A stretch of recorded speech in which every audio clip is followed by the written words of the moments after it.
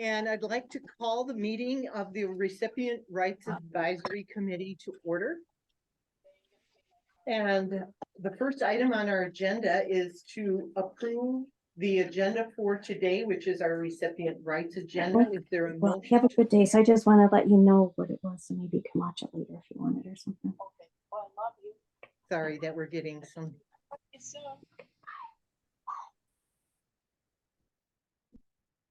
Is there a motion to approve the recipient rights committee meeting agenda? Or It's been moved and supported. Is there any further discussion on the agenda? All in favor, please indicate by saying aye. And opposed, same sign. And then next it is, we will entertain a motion to approve the September 25, 2023 recipient rights. That was our last meeting that we had. Is there a motion? Support. Moved and supported. Any further discussion on the minutes from the September 25 meeting of Recipient Rights Advisory Committee? All in favor of approving the motion, please indicate by saying aye. Aye. And opposed, same sign. Thank you. Next on our agenda is public comment. As a part of our Recipient Rights Committee meeting, there will be 2 opportunities during this meeting for public comment. There will also be 2 during our regular board meeting, which follows immediately after the Recipient Rights Advisory Committee. I know we may have some people who are seated in the hallway. Are there? No, we're good. Okay, I guess we're all in here. Thank you for being here. We set up a table and make a podium right here. And if you like to use that, you're welcome to. If you'd like to speak from where you are seated, that is fine as well. We ask that you limit your comments to 3 minutes. And that you state your name and where you are from. Are there any public comments at this time? yeah, Madam Chairman, is this agenda the one for this meeting, or is this for the meeting following this? Does it at the top, does it say CMHOC? There, I believe were 2 of them over there. Is there an agenda for, okay, I have the wrong one. Is there an agenda for this meeting? Yes. They should be right on the counter over here. Thank you.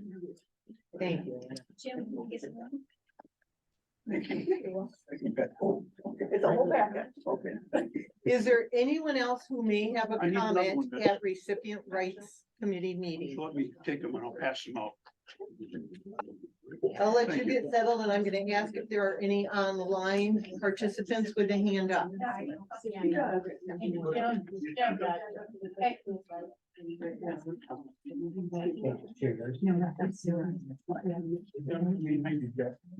Okay, there's no one online with a comment here. Sure, excuse me. Does everyone have what you need? Oh, I see you're making some additional copies. We'll get the rest. Anna's making some copies and we'll get those to you. Then we will move on to new business at this time.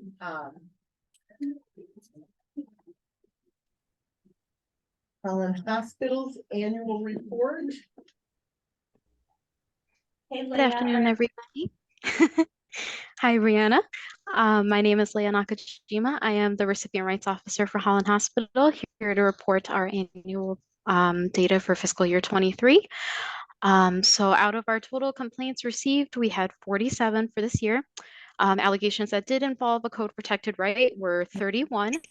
16 were either no code or out of our jurisdiction. We investigated 17 allegations. Now our investigations do need to be completed within 30 days, and I can say that all were completed within these 90 days. I apologize, not 30. And then we had 19 allegations that we had intervened on. 0 were substantiated and 0 are pending at this time. Okay. Thank you. Thank you. Is there a motion to approve Holland Hospital's 2022-23 annual report? Support. Okay, it's been moved. You're all set, okay. It's been moved and supported. Is there any further discussion on that report? All in favor of approval, please indicate by saying aye. Aye. And opposed, same sign. Thank you. That one carries, goes to the board meeting. And then our quarterly report, which is our attachment A. All right. Okay.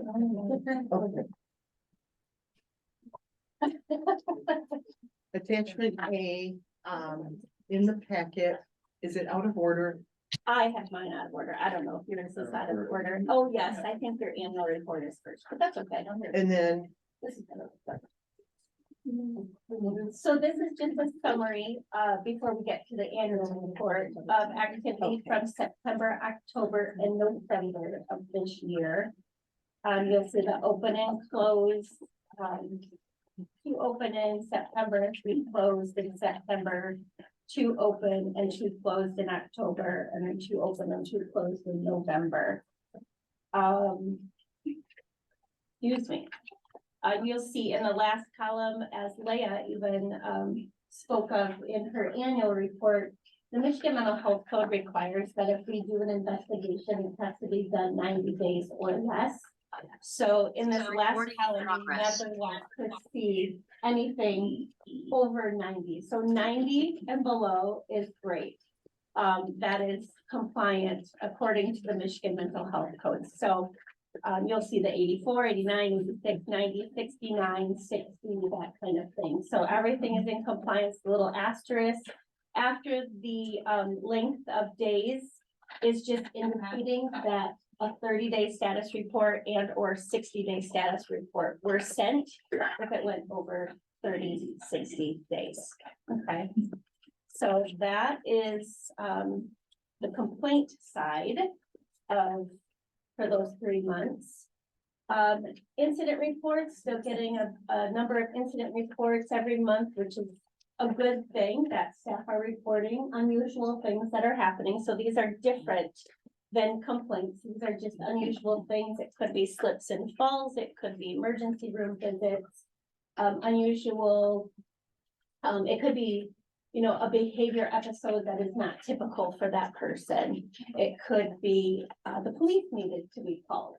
So September, there were 176 incident reports submitted by either CMH staff or our contractual providers.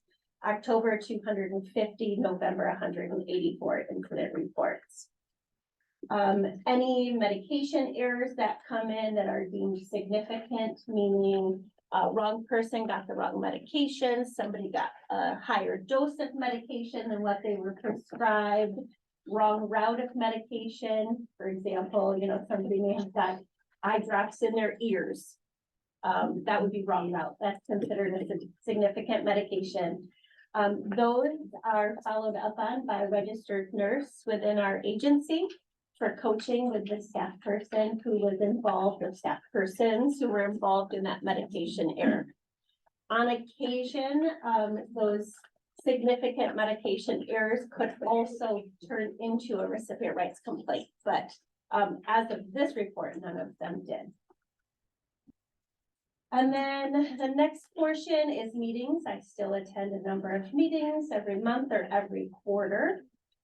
And then this was a completion of all the site reviews that I completed this year for the recipient rights portion. Of course, many more were done, but this is just the portion that I was assigned for 2023. So I did 49, and I considered them residential, but it could be contractual providers and specialized residential homes in that 49, so it could include some of our outpatient providers for therapy, so like a Bethany Christian Services would be included in that.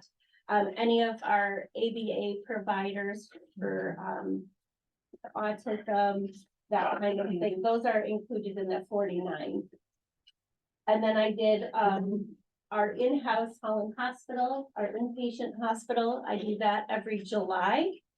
And then I also visited their partial hospitalization program. I think even just a couple weeks ago, I visited that. So I did 51 from February until, I guess, November, when we concluded. So that'll start again in February of next year. I'll start again with the ones that I had, just keep a rotation. I think that number, or the number assigned to me personally, the 51, will remain fairly stable. I might get one or two more that fall into like the Ottawa County catchment area. Whether we contract with that provider or not, I would volunteer, I would go do it because it makes more sense for me to go than somebody from West Michigan.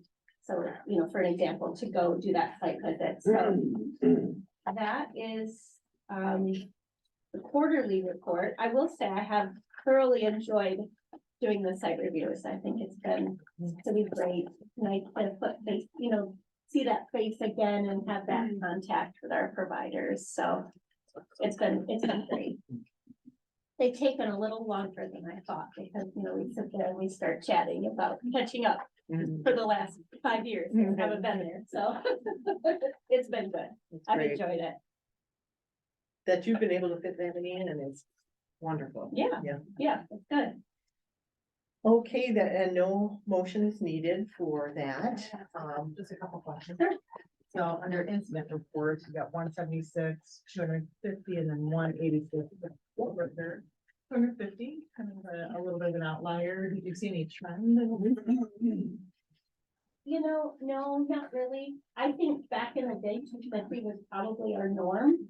I was gonna ask you about that, yeah. So I think we're just, the 176, 250, 184, I think we're just starting to maybe get back to pre-COVID reporting days.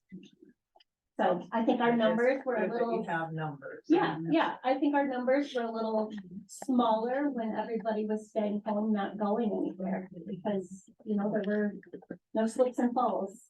Or elopements while we're out at an outing, because we couldn't go anywhere, so. Yeah, Right. so no, I did not see any outliers for that. About Amy, the like Thank you. struggles with them even understanding potentially that structure. I'm thinking that might not be, No, I think people are just starting to talk and they diluted.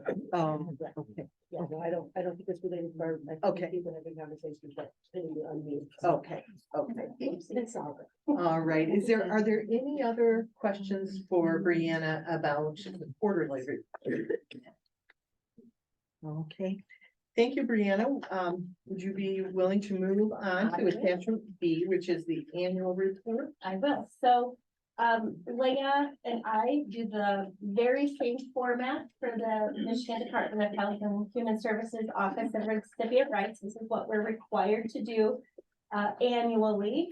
And this one does get passed on to you all at the next meeting for board approval also. So you can see at the top of the annual report, there's 3,471 unduplicated recipients that were served within this reporting period. So October 1, 2022 to September 30, 2023.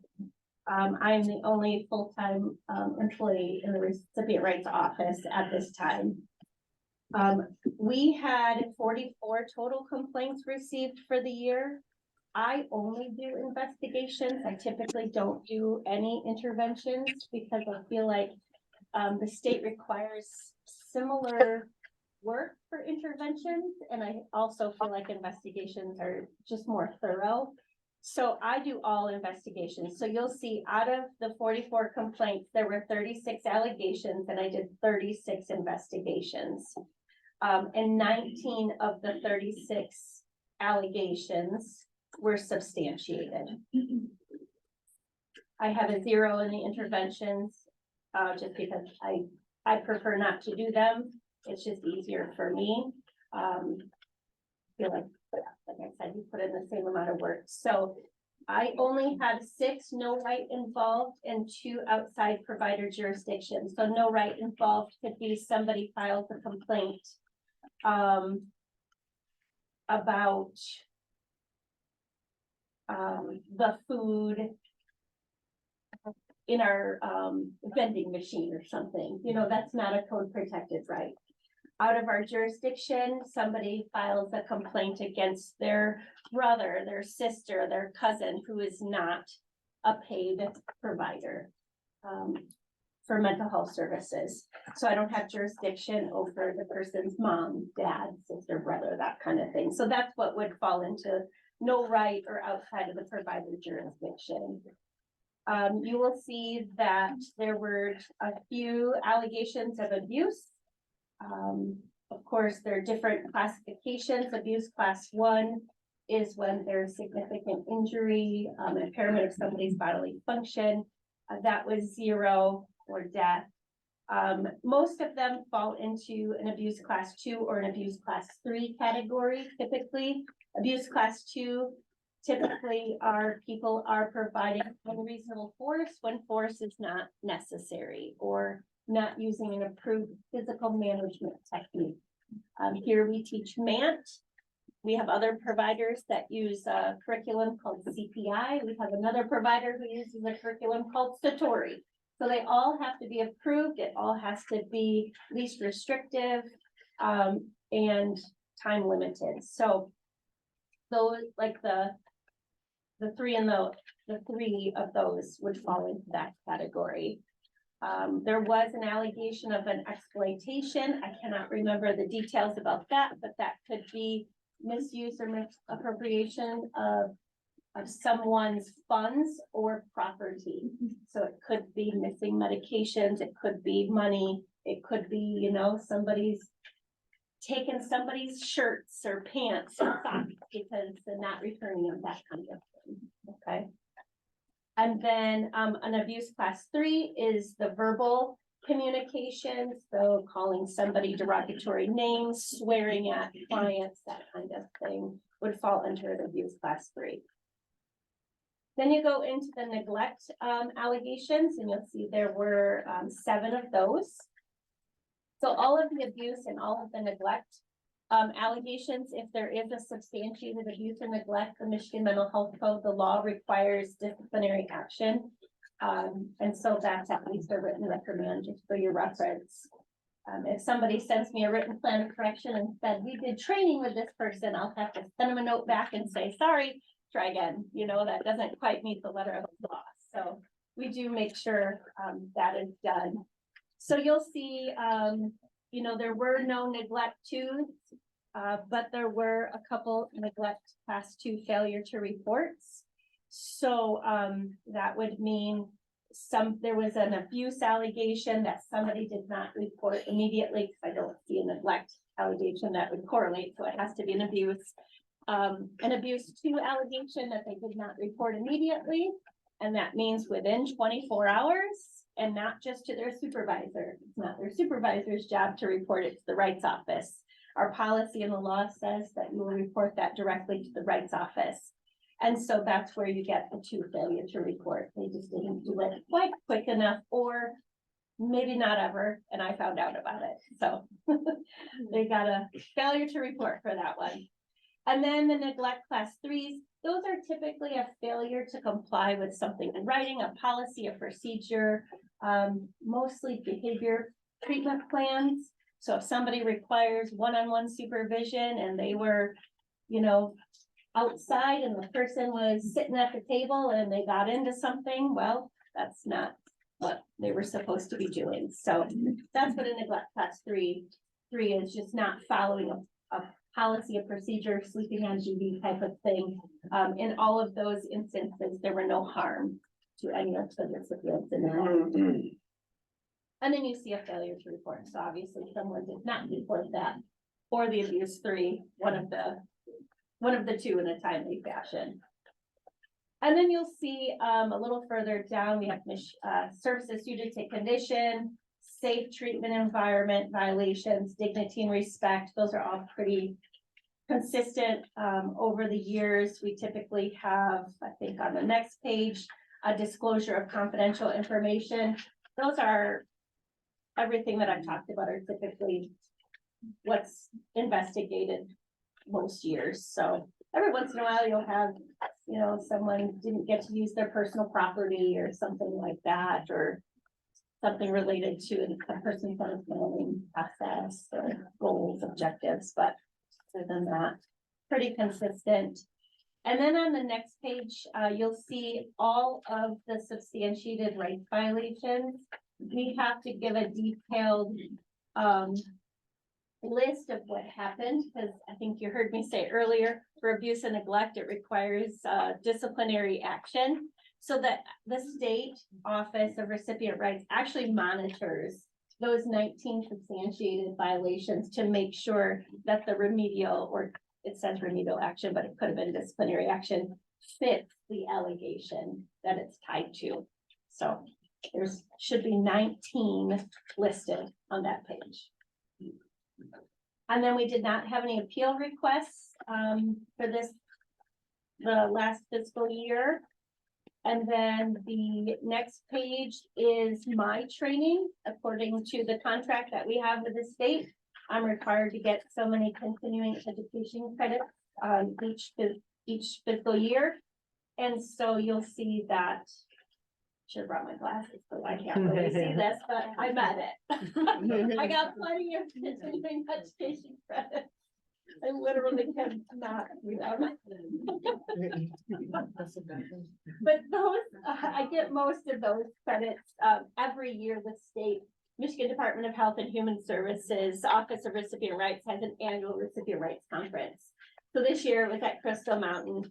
It's a little long for my liking. It's like an entire week out of the office sitting in trainings, but that's where I get the majority of the continuing education, because they have to be approved by MPHHS-ORR. Otherwise, we have quarterly meetings through the Recipient Rights Officers Association of Michigan, which I'm a part of.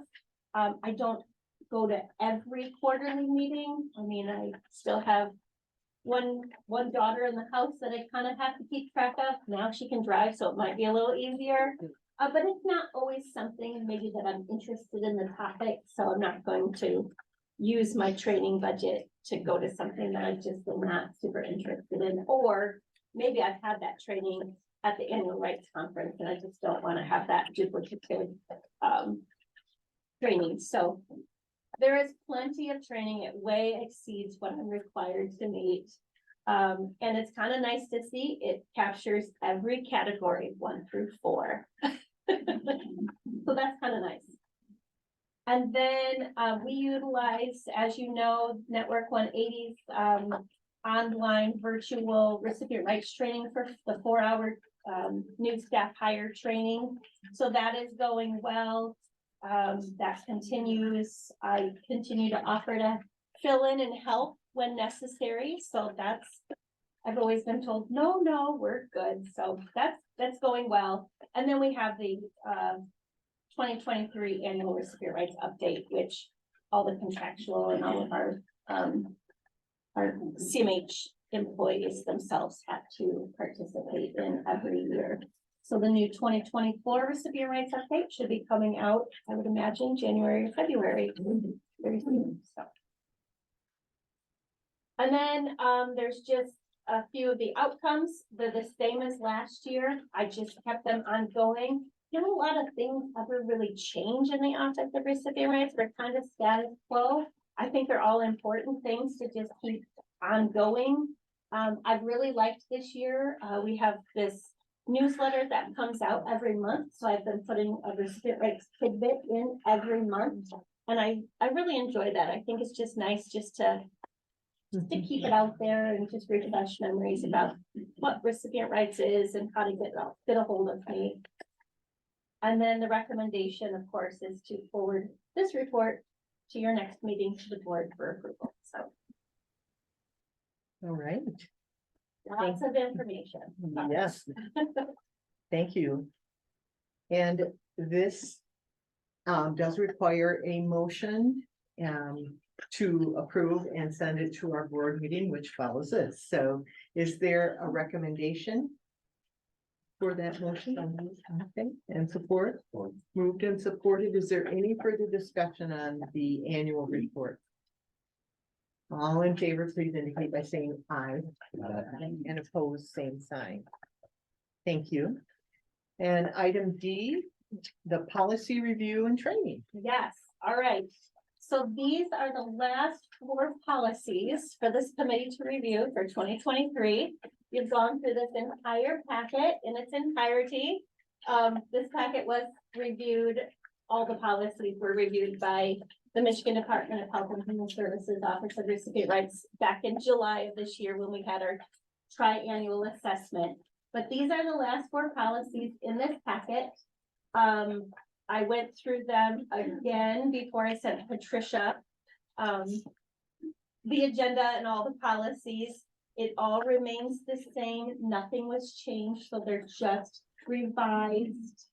So, you know, change in type of treatment just talks about, you know, individual plan of service, the components, that the plan is kept current, modified as necessary. So it comes right out of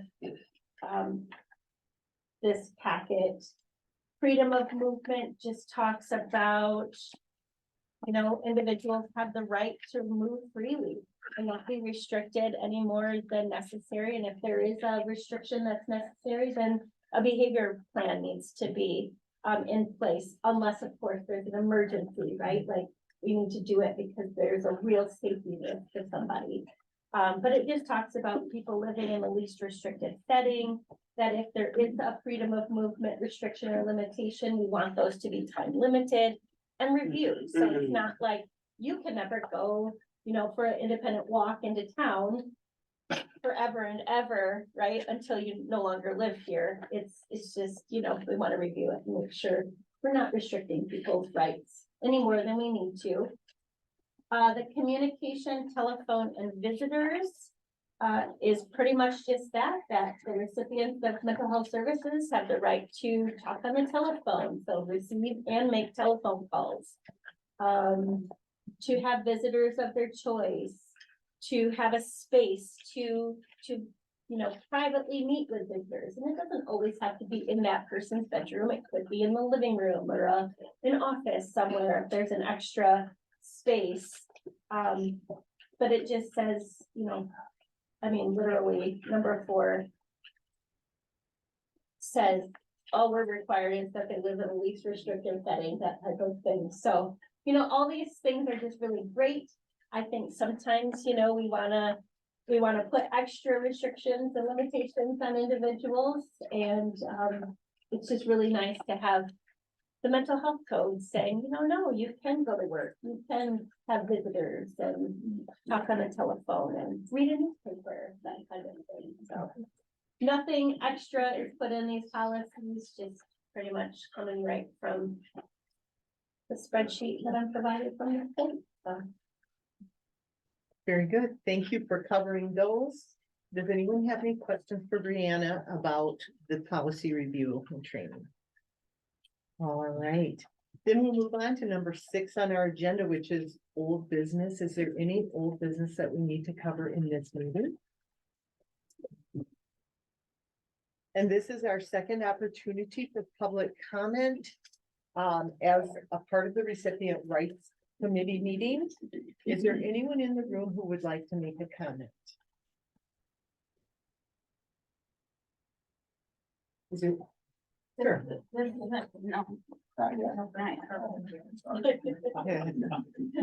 Is there anyone online who would like to comment during the recipient rights committee meeting?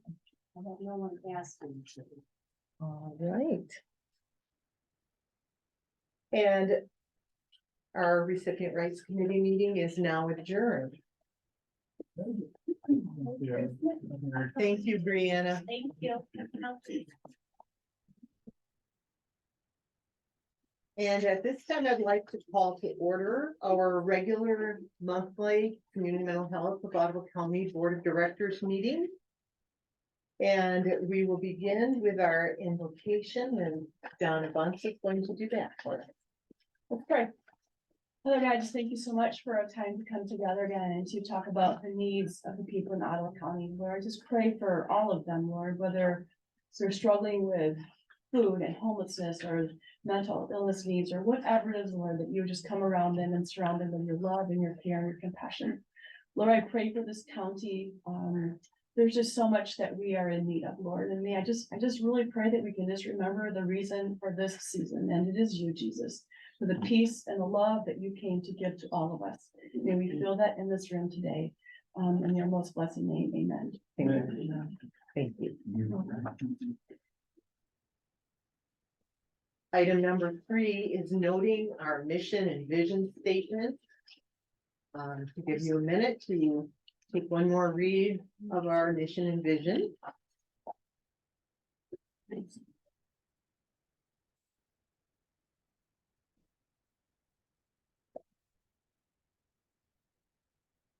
And then we'll move on to our first opportunity for public comment at this board meeting. And as I stated in recipient rights, please keep your comments to 3 minutes and state your name and where you are from. We'll begin with anyone in the room who would like to make a comment. If anyone. We have a list. Oh, we do? Yes.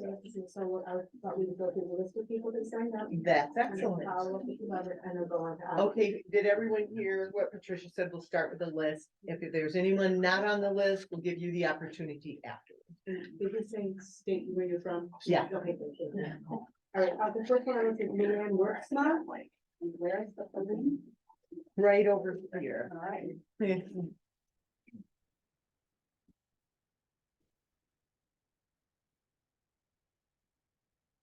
I'm Luann Worksma from the city of Grand Haven. I've lived there for almost 32 years, but for the 17 years prior to that, I lived in 10 communities in 5 states, in all 4 time zones, but never in any of those other 10 communities did citizens pass a mental health millage, like the one that the citizens of Ottawa County passed overwhelmingly in 2016. Imagine people voting to tax themselves to help their neighbors who were struggling with mental health. I was so proud of us. And then this board followed up with thoughtful and appropriate investments and programs like the Momentum Center offers, where people struggling with mental illness can immediately access a supportive community with no barriers. I think everyone is aware how difficult it is, even when you have resources, to access mental health care. Waiting lists for therapy are long. Therapy and medication, even once begun, take a while to have effect. Times between appointments can feel like forever, and it can be grueling to endure. But the Momentum Center offers a clean, well-lighted place, if you will, where everyone can go every day and participate in recreational activities, support groups, employment training. Someplace that embraces and honors the individual and gives everything else they are doing a chance to work. And the Momentum Center has given us great statistics of the demonstrated results of this program and of the investments. But one statistic we can never measure and never know is the people who are still here with us, who haven't left us because they have this service to access. So they are here today because the Momentum Center was here for them, and you were here for the Momentum Center. So thank you for being here and to support the Momentum Center as it grew from a fledgling nonprofit to a strong, established force for good. You fostered a unique, cost-effective, public-private partnership that serves as a shining example of local people using local dollars to solve local problems. I'm here to encourage you to continue the county's financial support of the Momentum Center, but also to consider how our county can replicate this model in more communities throughout Ottawa County, because everyone deserves a supportive community. Thank you.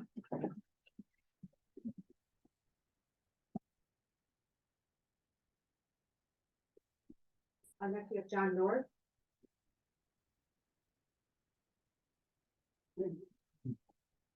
My name is John North. I live in Spring Lake Township. And I want to speak about the importance of social recreational programs in creating a caring community for people with developmental disabilities. I've seen indications that some of you may consider these programs as expendable because they don't provide therapy. And that is not the case. My sister had a seizure disorder and she bore it with great shame. I speak for her. And I say that people with disabilities have an extraordinarily difficult time feeling that they are part of a community. Many feel isolated and alone, and they allow their disability to define them. In school, they may have characteristics that make them stand out, and we all know that children are not the most forgiving of people who stand out. In the workplace, similar things happen, and over time, people with disabilities may become increasingly isolated. That's right. At home, as children grow to adults, sometimes their behavior interferes with family life.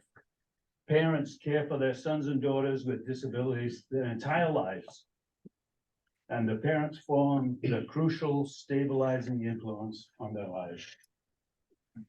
However, occasionally, even family life breaks down and isolation is complete.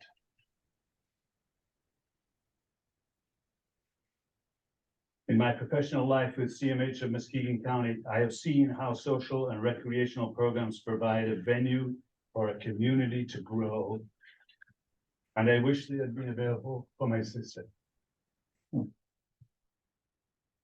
I remember thinking how fortunate CMH of Ottawa was to have voters who felt these opportunities were important enough to vote in a special tax.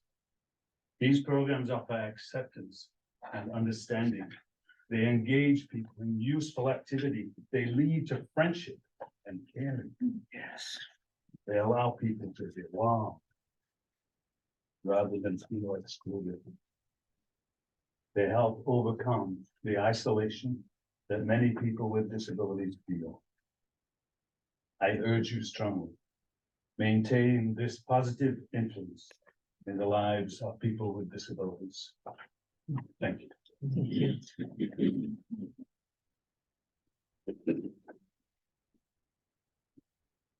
Next we have Kim Nagy. Hi, I'll speak from here. I can use my big teacher voice. I'm Kim Nagy from Jenison. I want to also speak on behalf of the great work from the Momentum Center and the community support for the social recreational programming, which is so vitally important to everyone. One thing we all learned in the pandemic was that we need each other. I recently retired, and for many years I considered leaving Ottawa County upon retirement because I have connections in other parts of the world. I stayed here for my community. And the Momentum Center is the place where I have been to programs, and I see that sense of community and belonging for people who really often can't find that elsewhere, as has been stated previously. I have a former student who is now 30 years old, who I just spent the day with. She has severe physical disability. She's legally blind. She also is on the autism spectrum. And I started taking her out for the day when she got a little bit older, when she was out of my classroom, because I wanted to give her grandparents respite. She was raised by her paternal grandfather and her maternal grandmother because her mother rejected her and her father was nowhere to be found. So these two grandparents, who happen to live in the same trailer park, trade this kid 6 months at a time. They have done that since she was an infant. And I take her for a day every now and then so that they can have a little bit of a break. She doesn't have a Momentum Center where she is. She's 30 years old. Her life is very narrow. She has a very small community of people, almost all of them my age or older, who take care of her and who build a community for her. Just think about a 30-year-old calling a former teacher that she had in elementary school to hang out for the day. This, the community provided by places like Momentum Center is so important in the lives of people. I so wish my tours had been.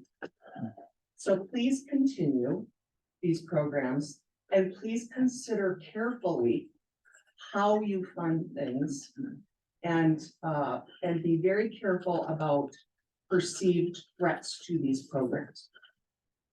It puts everyone in a very uncomfortable place. And we did vote for a millage to support this kind of programming. I hope that you honor that. Thank you. Thank you. Yes. Executive Ruth Stegman.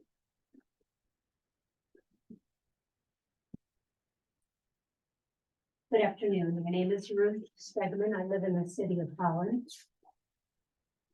I appreciate the opportunity to say a few words. I'm the former director of Disability Network Lakeshore, which I did for about 20 years. And now I'm the current co-chair of the Holland City Neighborhood Improvement Committee. I wanted to share with you that in December of 2022, we finalized a document we call the Blueprint for Flourishing Neighborhoods. This is a report that articulates, for one thing, the growing challenge of social isolation in our society. And in national news, this has been called an epidemic of loneliness. In particular, people with disabilities are at substantial risk for social isolation, especially those with low incomes and limited resources and a small social network. The best antidote to isolation, of course, is connectedness. Yes. And living in areas that offers many opportunities as possible for connection undoubtedly reduces the likelihood that isolation will take root and persist. Importantly, along with neighborhood connections, amenities and services such as those offered by the Momentum Center help people who are at high risk of isolation to find community support and belonging. So the very area where we are trying to make progress with this blueprint in the city of Holland, community connectedness, is being threatened by cuts that are proposed to the Momentum Center.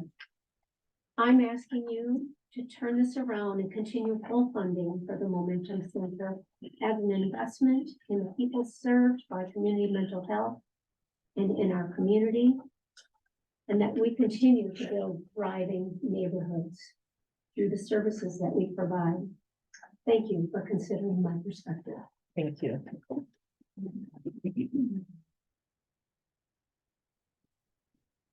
I'd like to have Karen Ovitz.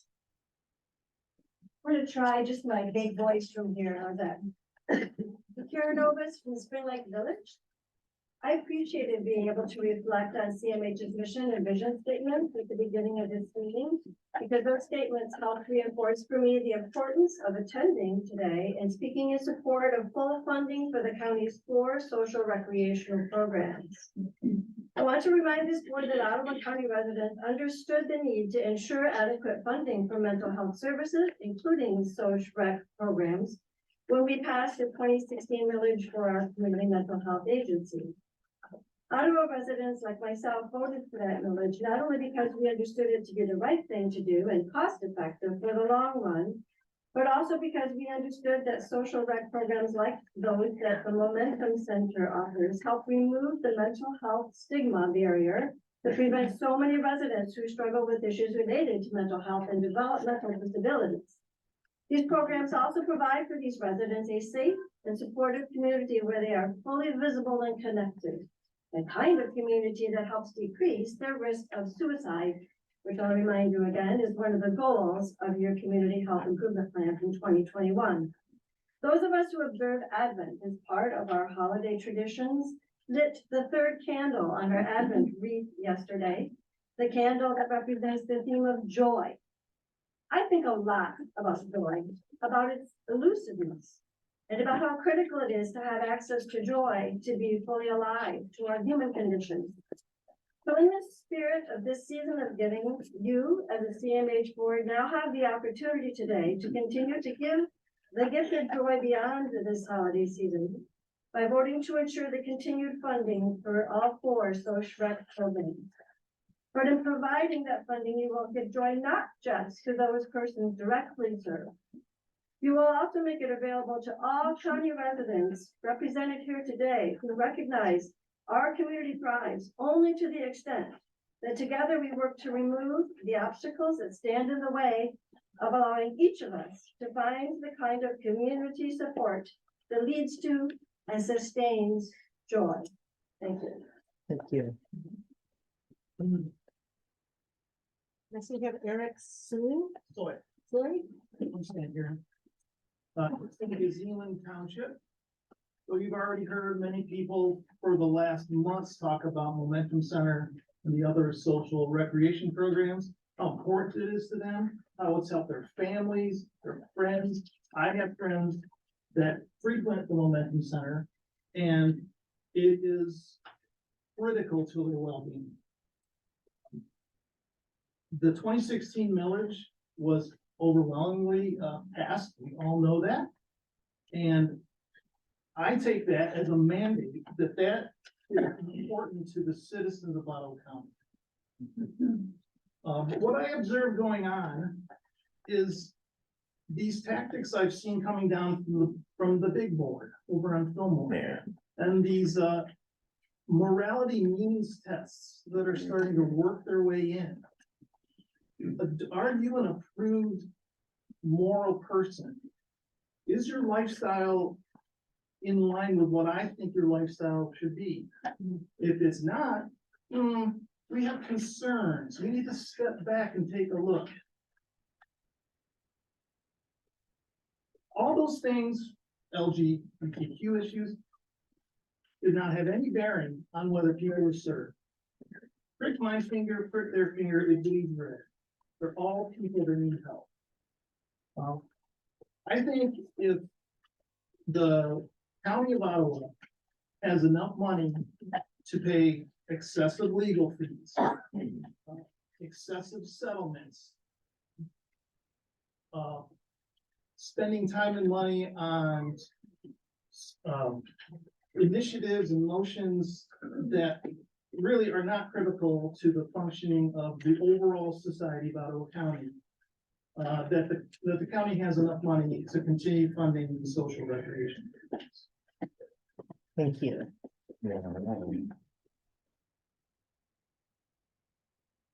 Next is Julie York-Holy.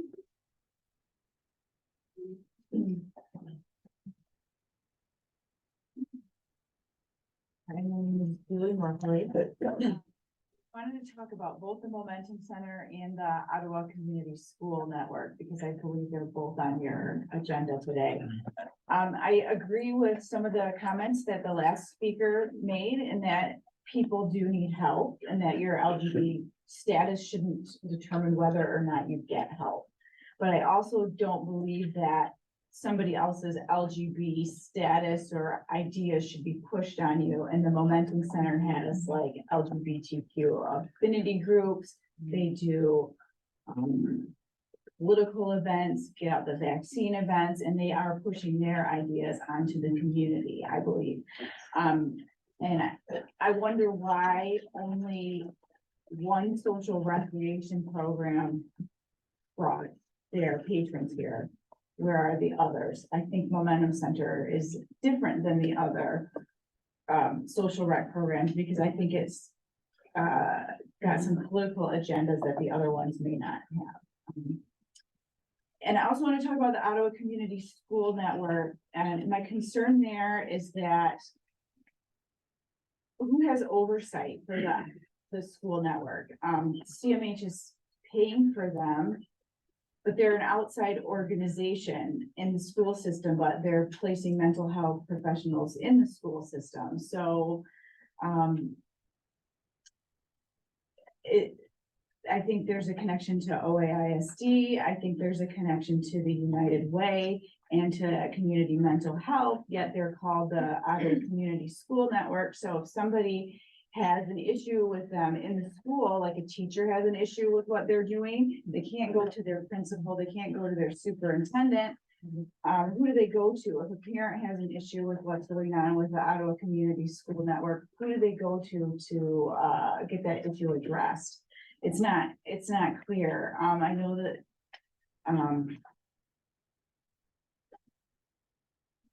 and then on their website, it said they were pushing community schools. So their definition of a community school is academic and social center where educators, families, neighbors come together to support innovative learning and to address the impact of out-of-school factors such as poverty, racism, and violence, which can undermine the effectiveness of in-school opportunities. For example, a health clinic can deliver medical and psychological treatment, dental care, as well as glasses or nearsighted children, and inhalers for asthma sufferers.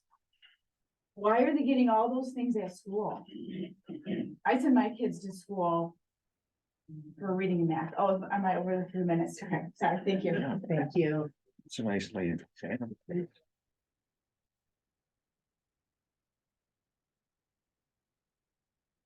And next we have Virginia Greenlee.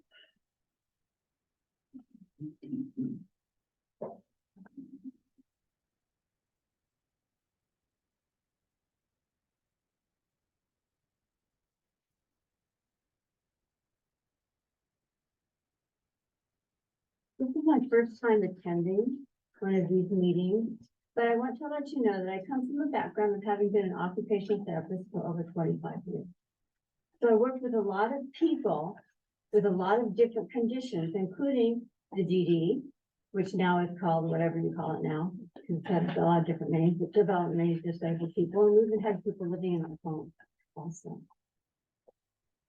From what I understand, the Momentum Center actually started out as a church. Now we know there's a lot of churches out there that are involved in good causes, and there's nothing wrong with that. But there is a place for the church and there is a place for the government. Sometimes we have to ask, what are the churches doing? Did they neglect their duties according to what the Bible says that they should be involved in doing? Helping the homeless, helping the marginalized, helping the widow, helping the special needs, or single moms, etc. Is it really the government's job to do it all? What's the collaboration between churches helping out and doing this?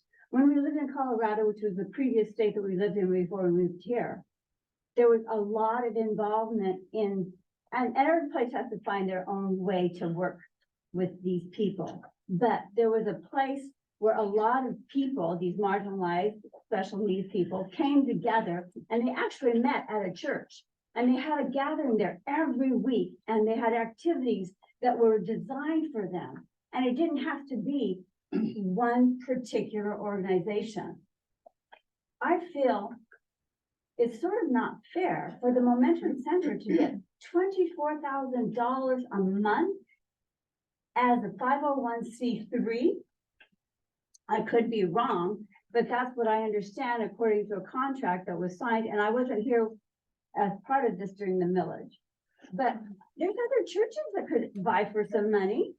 Is it the government's place to fund that, or to help these 501c3s that are known to be churches? And the grace, extended grace, is a church ministry doing business as the Momentum Center. It's one thing that's really truly only county, but when you've got these gray lines crossing over, especially when you have people that say you need to have a separation between church and state, I'm kind of concerned about that money that we are paying. I'm not opposed to good programs. I'm not opposed to moving people forward, but I am concerned about being a good steward of the money that our taxes need to really cover. And as far as people's accusations against lawsuits, it isn't because we're initiating them. You have to respond back when somebody else has filed lawsuits against our county. So in terms of the Momentum Center, again, it was part of a ministry, part of a Excuse me. church. As he laughs. Thank you. Thank you.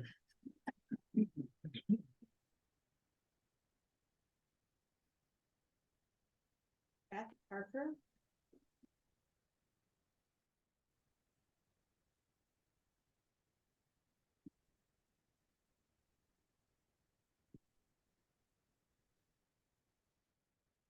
Hi, I'm Beth Parker and I vote in Zealand. And Kim talked about her teacher voice. I talk about teacher eyes. I am not saying anything important enough to be recorded. So if everybody could look up here so I know you're listening. And everybody, just about, look at your neighbor. If they're not looking at me, please poke them. Lucy. Thank you. Hey. So the word isolation has been brought up repeatedly.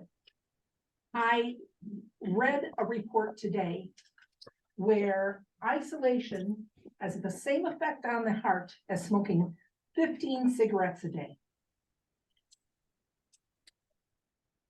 We are very concerned about this population, and it's all of our responsibility to take care of each other, not just the church or the church people. I am one of those church people, and I would like to remind you that other than we love the idea of baby Jesus being born this time of year, but God asks us to act justly, to love mercy, and to adore him.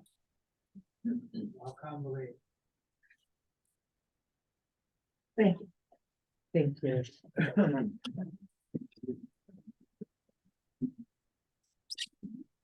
Tom Parker?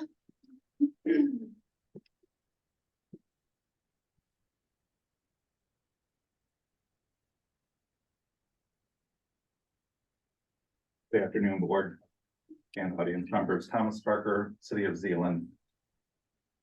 In looking at your agenda today, I noticed that under old business, you are only extending the service agreement with the Extended Grace / Momentum Center and other social recreation programs only until January 31st, 2024. All of these programs serve individuals, promote mental health, and the well-being of many of our most vulnerable residents of Ottawa County. Extending this contract for only 6 weeks seems short-sighted. I'm also certain it does not assist in promoting the mental health of those in charge of those needed programs. Please be an advocate for these programs.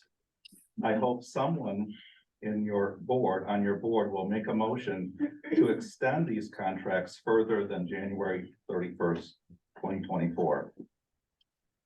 We know it's the season of hope, joy, peace, and love, not anxiety, worry, rejection, and hopelessness. Thank you for listening. Thank you.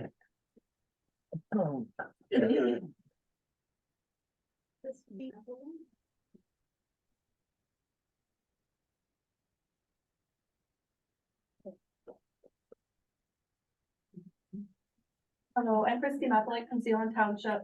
I'm here today to talk about the concerns I have with continuing a grant taxpayer funds to the Momentum Center, which opened almost 7 years ago. When Ottawa County CMH created a request for proposal to entities interested in creating social recreation opportunities, the Momentum Center responded, acting as though it was a grassroots group of citizens who recognized the community need and not funded behind the scenes by CMH. It operates under the name of Momentum Center, but the business name is actually Extended Grace, which was already operating when the Momentum Center formed. In the proposal paperwork, Extended Grace is identified as a social lab that focuses on social justice as well as a new expression of a previous church to marginalized people. According to details from the proposal, Extended Grace had been working with CMH for over a year in preparation for creating the Momentum Center. That doesn't sound like grassroots to me. Once the Momentum Center was established, they plan to be self-sustaining, but they're still relying on the county's continuing support. My understanding is today the Momentum Center receives $22,500 funding per month from the Ottawa County. And also receives a significant amount of funding from the Grand Haven Community Foundation. The leader of the Momentum Center calls herself the sex minister. The patrons of the center consistently being mixed into groups that aren't appropriate without qualified oversight. As noted by your mission statement, you're helping people with mental illness, IDD, and substance abuse disorders, yet the Momentum Center is mixing all these people together without qualified oversight, which has resulted in police intervention. People at high risk for sexual education, these people are at high risk for the sexual education that's taking place there. And there's no reason to put ideas into their heads that they aren't mentally equipped to handle. Why is the Momentum Center fixated on blending the boundary lines? Why are people being used as social experiments? It's stunning to me that Ottawa County and generous residents through donations to entities such as Grand Haven Community Foundation would knowingly support using taxpayer funds to support a social network when there's so many other needs in the county. It was clearly created through a behind-the-scenes partnership with a referral system that benefits various organizations and claims to help the mentally ill and developmentally challenged, even though it does not employ any licensed counselors, and focuses on anti-American activist forms of social justice. CMH is currently evaluating this program to determine if the contract should be extended for another year.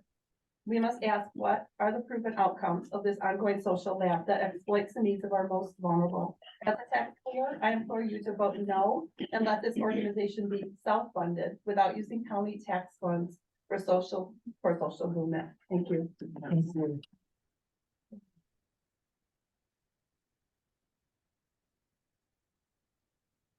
Patrick?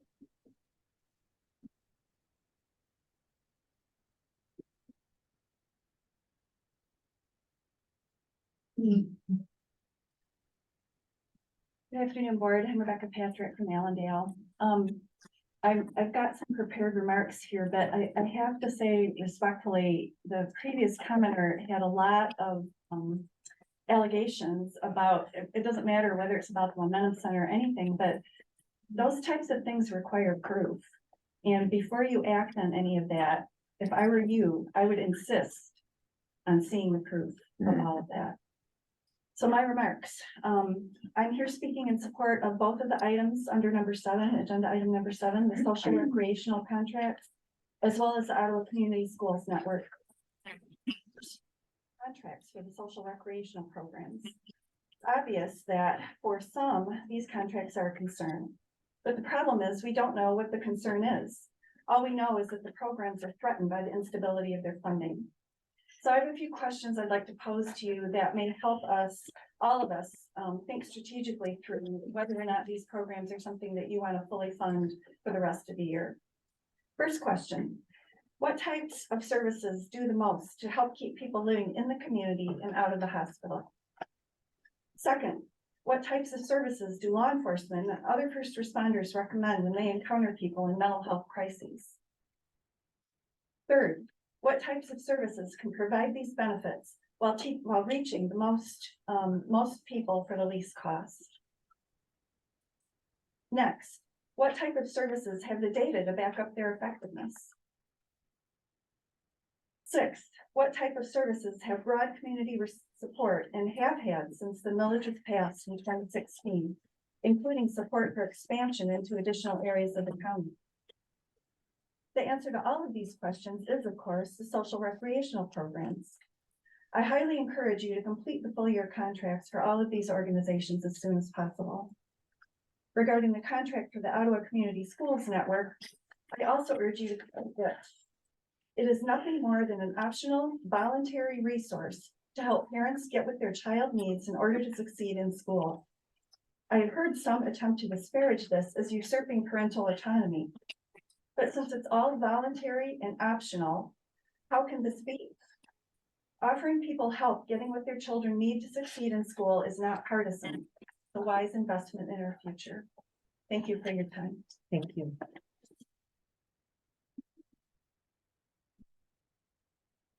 Deborah Dieter.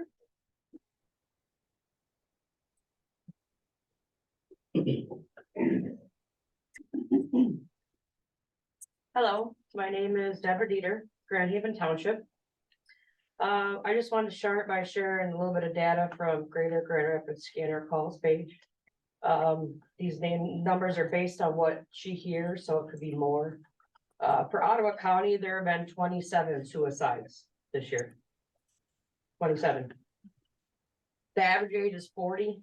95% were males. 5% were females. 7 of those were right here in Holland. 2 of them were teenagers, only 19 and 17. I'm speaking today not only as a lifelong advocate for people with disabilities and mental illness, but as a parent and a friend. The stigma and isolation we often feel is exacerbated when struggling with a mental illness or disability, and we must do better. There are drop-in centers, camps, and community programs for people with a disability, but we lack in places for those with a mental illness. The Momentum Center has created an inclusive, safe space for not just adults, but also children struggling with a mental illness. A place where hope can be found in the new friend you meet, a place where you are seen as a person and not just a diagnosis on a sheet. We must prioritize and destigmatize discussions around mental health. Funding the Momentum Center will continue to show that Ottawa County is committed to investing in accessible mental health resources. These funds will ensure equitable access to treatment, foster a supportive environment, and collectively contribute to a healthier society. Why is Ottawa County committed to veterans with a mental illness, but not everyday citizens? My son will be utilizing the Momentum Center. This program has given him a different purpose, a hope that neither I nor anyone else can give him. That comes from those who know and understand the struggles he faces. Thank you. Thank you. Yeah. Judy Cohen. I'm Judy Cohen. I live in Grand Haven Township. I work for community mental health and skating for over 40 years. Work with the mentally ill and developmentally disabled and substance abuse, all of it. I have lived in the Momentum Center. I participated in some activities at the Momentum Center. And I have a very dear friend who's 34 who also participates there. Very, very important from my perspective for there to be a place that does provide these social and recreational activities. For somebody to say, well, there's no therapist there. Yeah. A therapist does not do social recreation. That's not what they're for. We're gathering folks together. Again, Not that it impacts me at all. No. Oops. Sharing, having lots in common, and really having a place that they can go to and feel good about themselves. The other ones on here also, I can't believe that you would not be including the Heritage Homes, Indian Trails, and Pioneer Resources, because they all three do provide social recreation activities. And the wonderful agencies do provide wonderful service. So I just wanted to share. Thank you.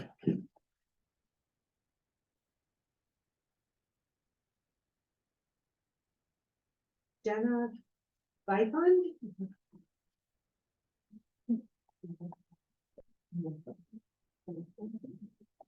Jenna Vipon, Spring Lake Township. And I have a letter from a member who gave me permission to read it. The Momentum Center has been life-changing for me. Before the center, I had very few friends and spent much of my days alone. I was often depressed and lonely. I didn't have things to do. Once I found out about the center and started to go, I was so excited and finally found a place where I belong. I have friends there who care about me. I have a place to go during the day to do fun activities like bingo, movie nights, and outings. And we do have a bus that's wheelchair accessible that we do take on outings. And thankfully with community support, we were able to fundraise to buy the bus. Otherwise, we wouldn't be able to take anyone in wheelchairs out in the community. So I think that was in 2018 that we did that. So very grateful for that opportunity. As a person with special needs, I often don't fit in social settings with typical people. At the Momentum Center, they accept me for who I am, and it's a place where I can belong. So as you can see, many members and lots of testimonials that have been given have really impacted. I wanted to share another thing about the affinity groups, and CMH just requires us to provide social and recreational activities. Mind you, I'm a staff at the Momentum Center. In one creative way, we wanted to kind of bring in other people from the community were with these affinity groups. So we started a stay-at-home mom group for stay-at-home moms to bring their kids in to do yoga. That class was just for those people, so that people with disabilities or mental health wouldn't think that they could just come to that activity. So the LGBTQ group is a place for people who identify to come in and do social and recreational programs without having to worry about who else is going to be there. These other groups, movie meetup, we've tried to do several other ones, are just a way to reach more people. And so again, they're only social and recreational doing activities. There's no therapy, there's no counseling, there's no support involved. That's it. Jennifer. Thank you.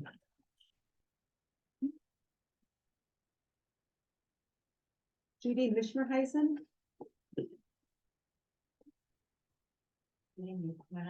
From Grand Haven.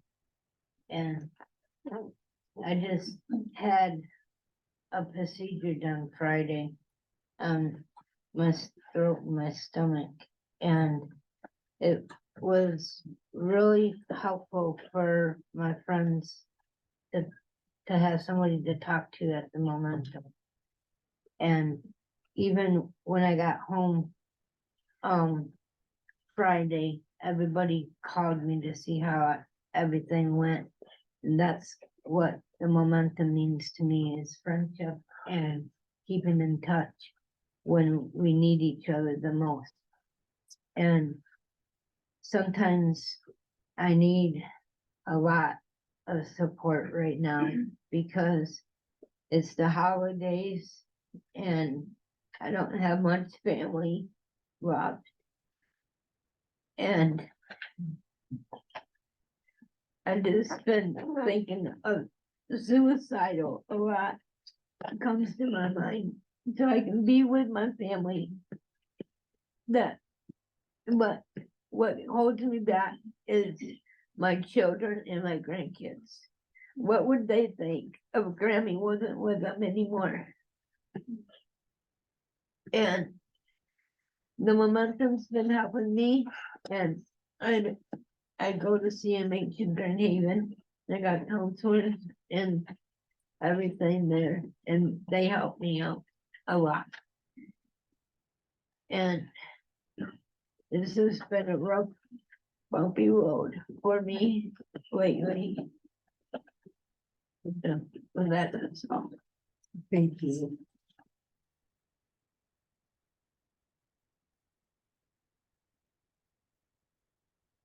Bruce Gordon. I'm Bruce Gordon, and I'm a member and a volunteer at Momentum. I teach a stretch class. And with regard to your undocumented information and hearsay, come in and spend a day and look at that program on a visceral level. Look at it in detail. Look at it in scrutiny, instead of all these undocumented generalizations and pseudo-moral implications. Okay? I'll point you to the wall. This program is going to stay open. No, I'm talking to you. Okay?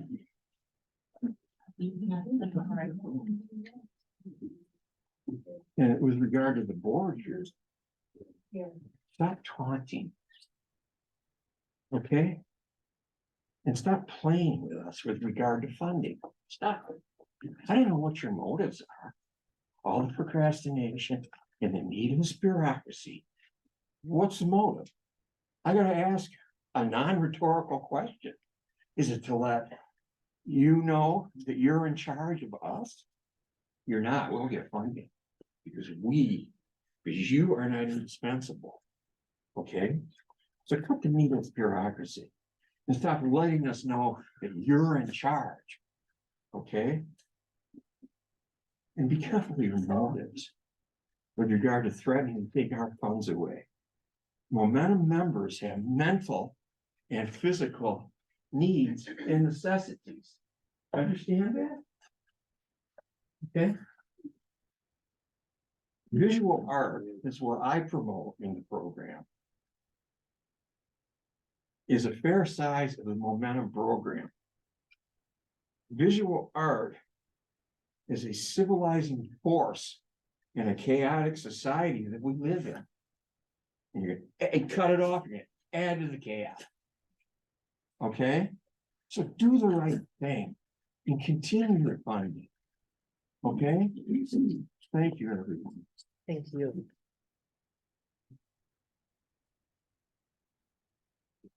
Megan, sickness?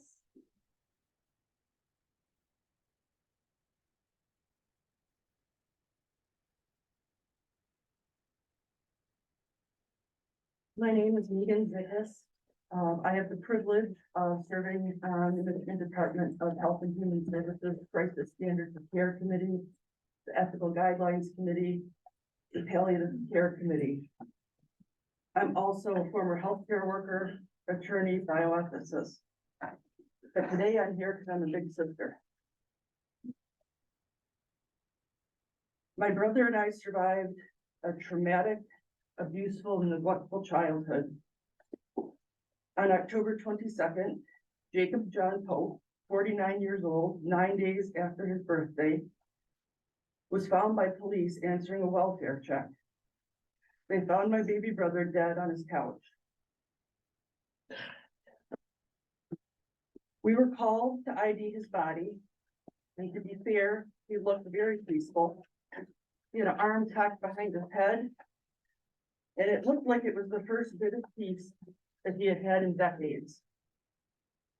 While he had always suffered from depression, after he enlisted in the army and served in Bosnia, he had a nervous breakdown. He spent the next 30 years in various therapists, centers, shelters, and VAs all over the state. One time getting kicked out because of his delusional disorder, he wouldn't turn his phone off. I didn't know it was possible to get kicked out of a homeless shelter.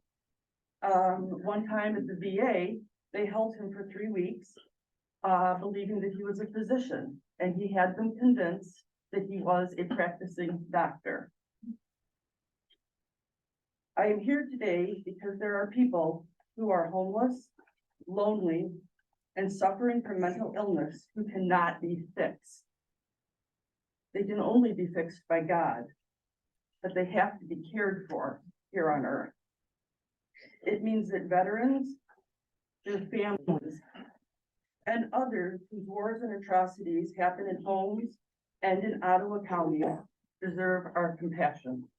Yes. Those who suffer, like veterans who fought for the freedom for us to sit here today, and others whose battles are in their homes and their hearts and their heads, need you to honor their angst with compassion and cash.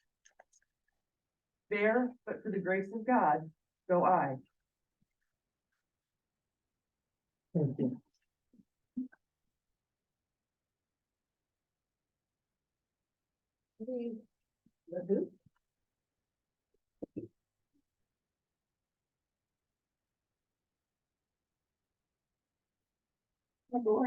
I'm Cindy Lorky from Grand Haven Township. And I'm sorry for the loss of your baby brother.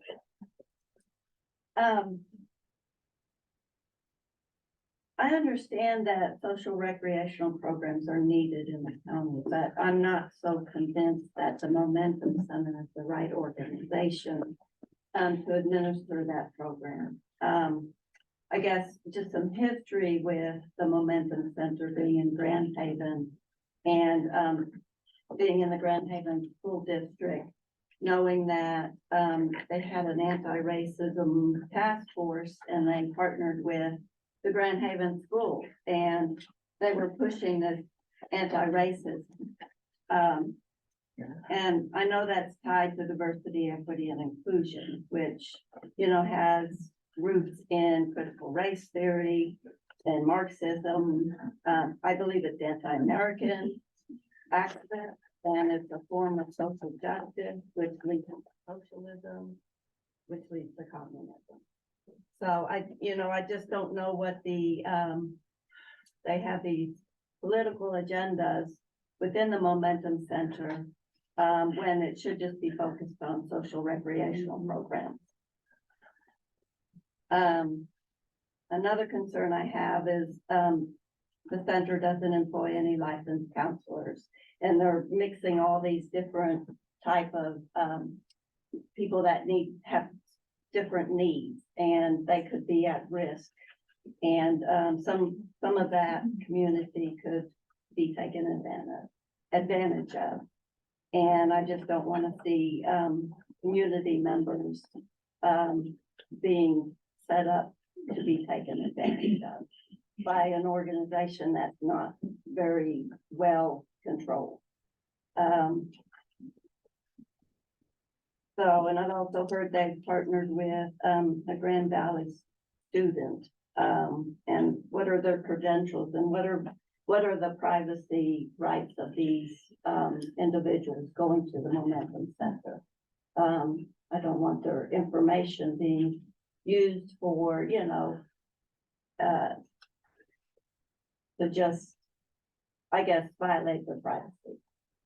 So I just have several concerns about the Momentum Center. Thank you for listening. Thank you.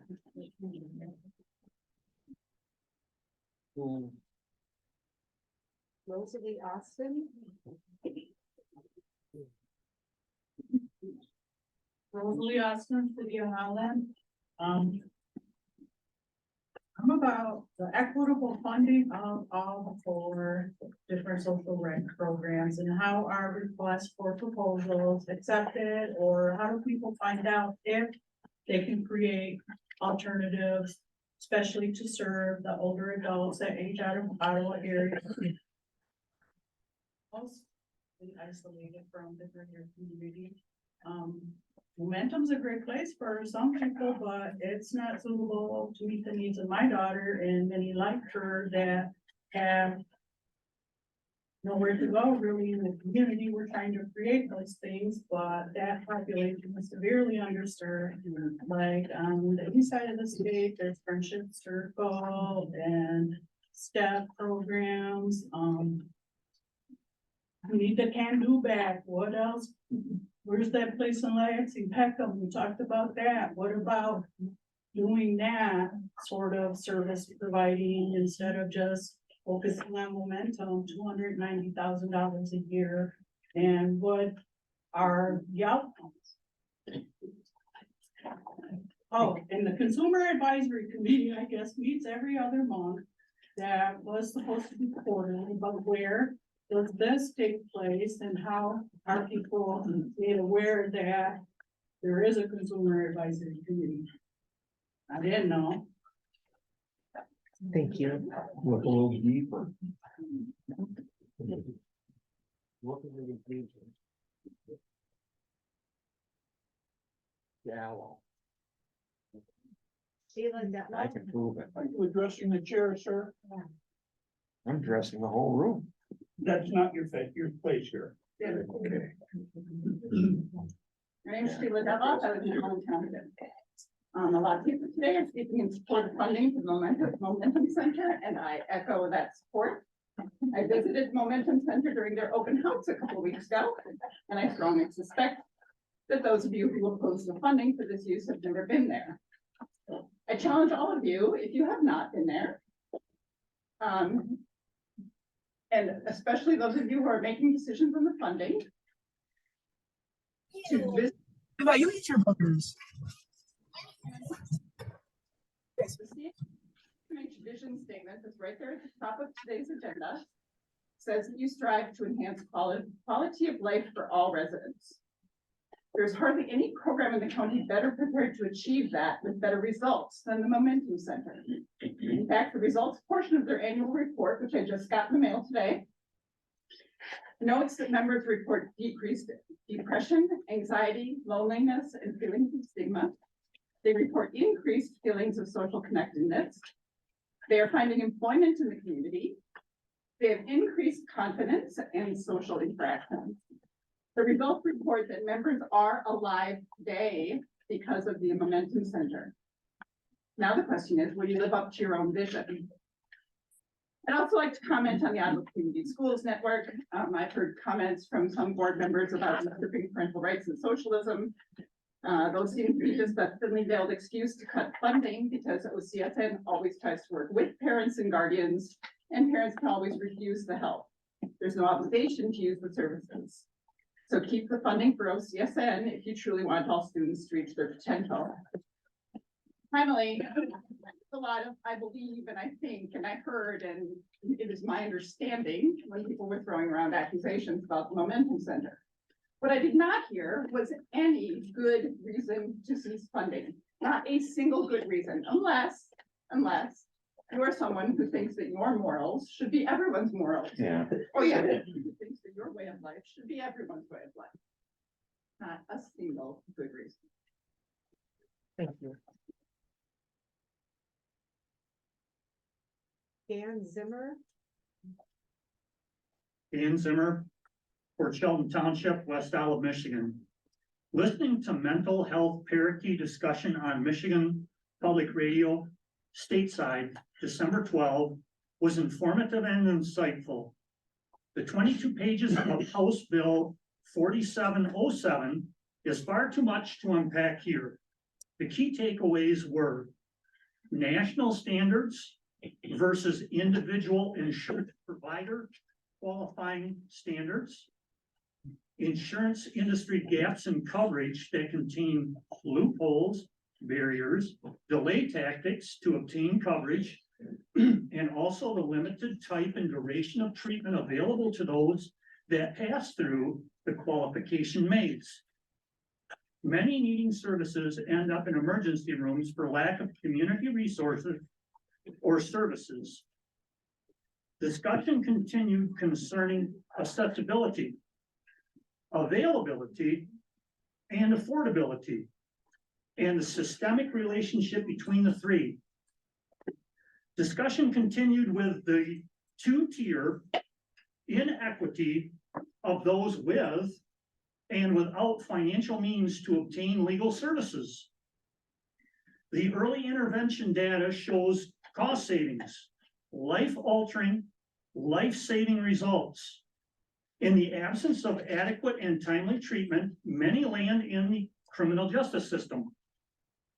As discussion continued, it was heartbreaking to know some families are pushed into child welfare services and abandon children to get the services needed.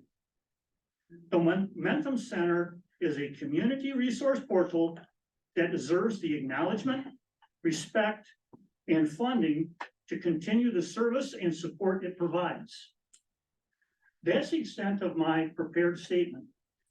Today I heard government provided services, church-based provided services.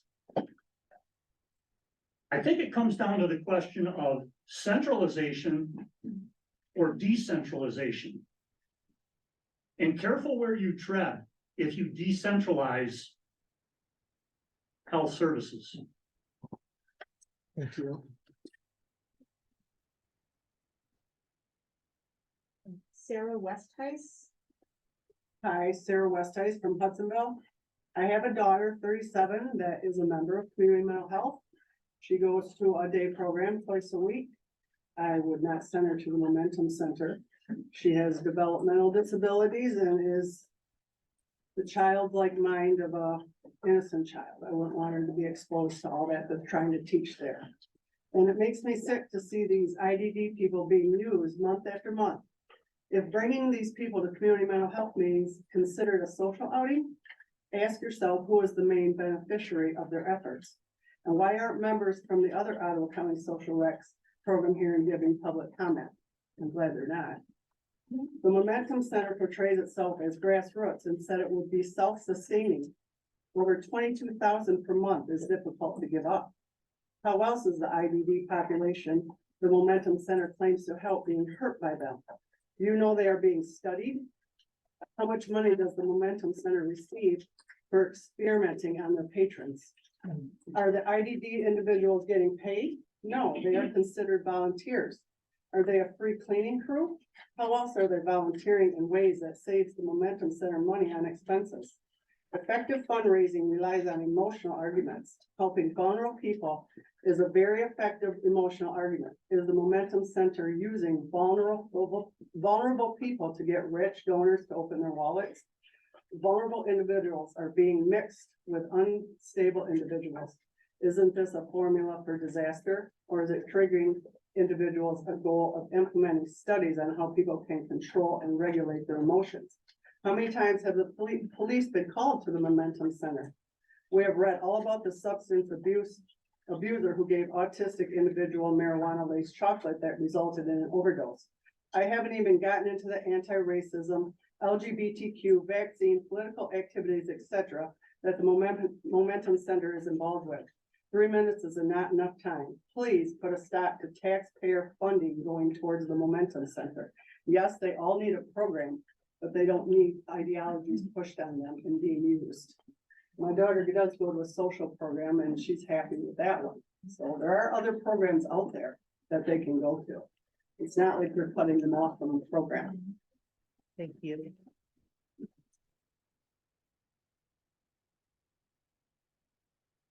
Beth Van Hoven. I am Beth Van Hoven from Georgetown. I'm kind of I am on the same page as her. You know, you're talking morals.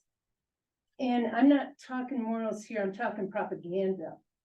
When I look at in 21 Grand Haven area public schools, use the Momentum Center's book list prepared by the Anti-Racism Task Force as a basis for Martin Luther King Day studies. December 13, 21, Mary Jane Evink and Barbara Levin-Horson from the Momentum Center discussed collective action by having a large group of activists attend a school board meeting. In March 22, 3 representatives from the Momentum Center spoke at the Grand Haven School Board meeting in support of DEI initiatives, anti-racism, in opposition to parents who were concerned about books. Brian Wheeler, the Grand Haven Public School Assistant Superintendent, accused of embezzling over $1 million from Grand Haven area public schools, was on the board at the Momentum Center. In August 2020, Barbara Levin-Horson sent an email to Grand Haven Public School Superintendent Andy Engel requesting assistance with identifying someone from the Grand Haven system to sit on the anti-racism task force to launch a series of town hall meetings on race and racism.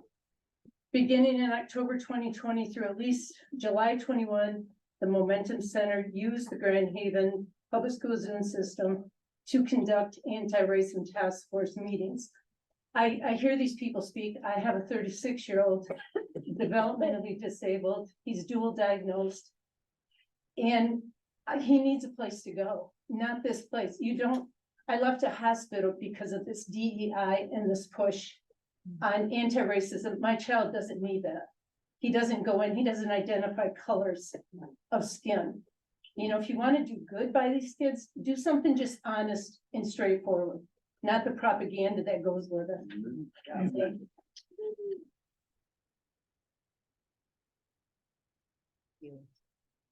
Barbara Levin-Horson.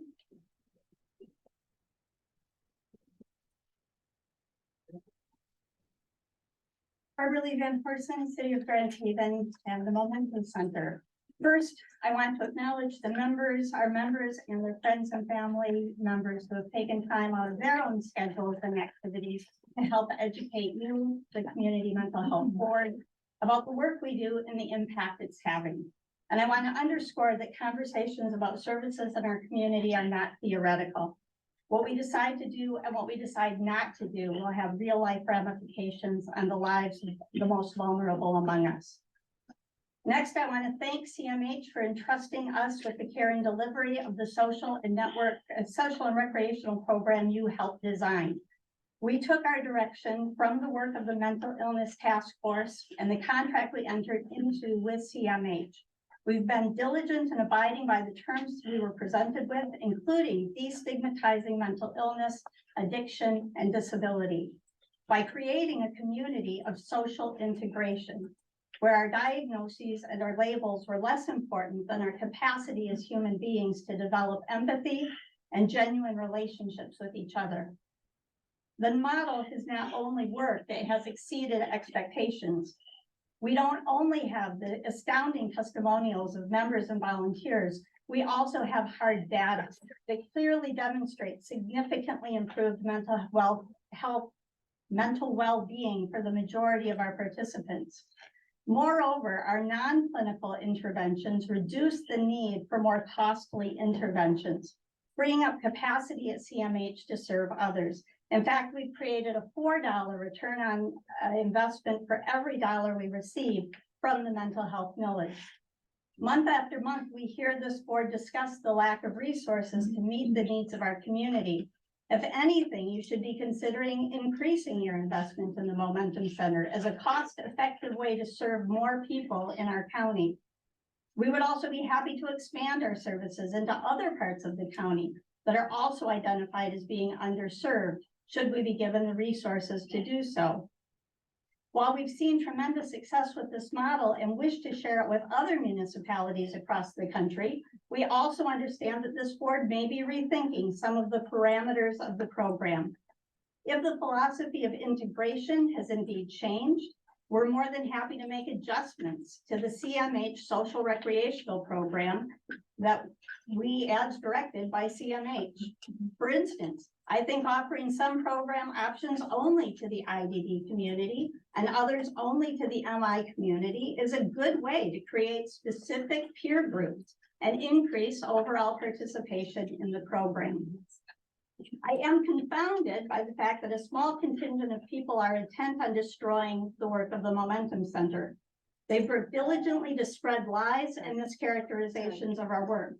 And I have attempted time and time again to provide truth. Barbara, your time has Oh, elapsed. okay, Thank you. thank you.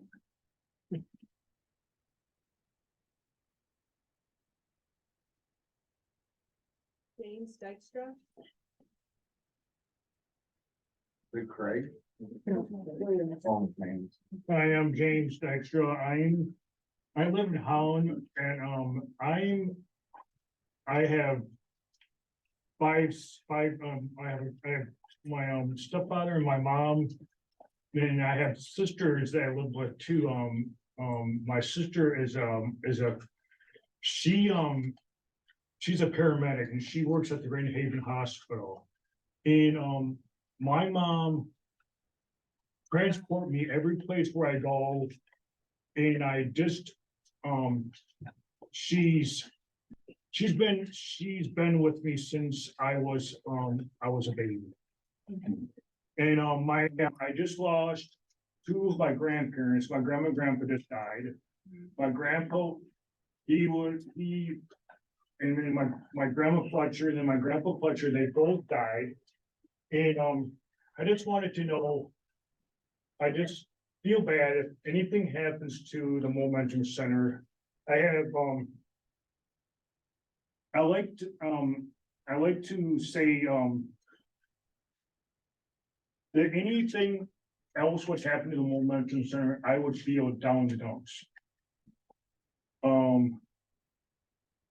I have families. I live in a group home with 8 people in Holland. I used to live in a group home in Holland over on Central.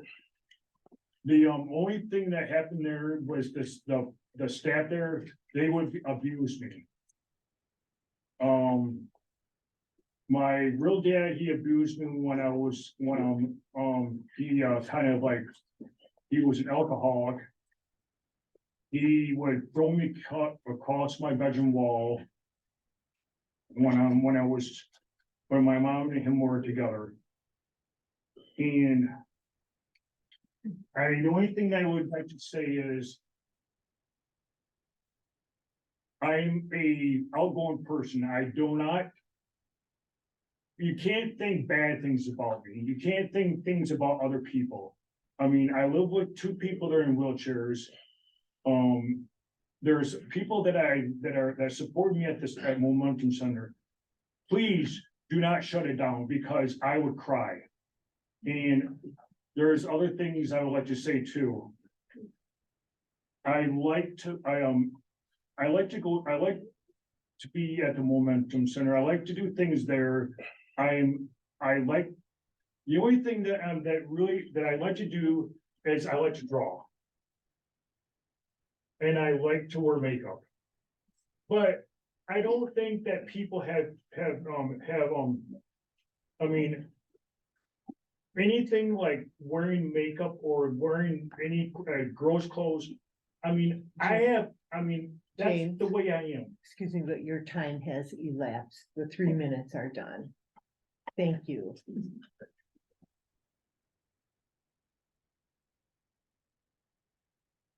Craig Geiser.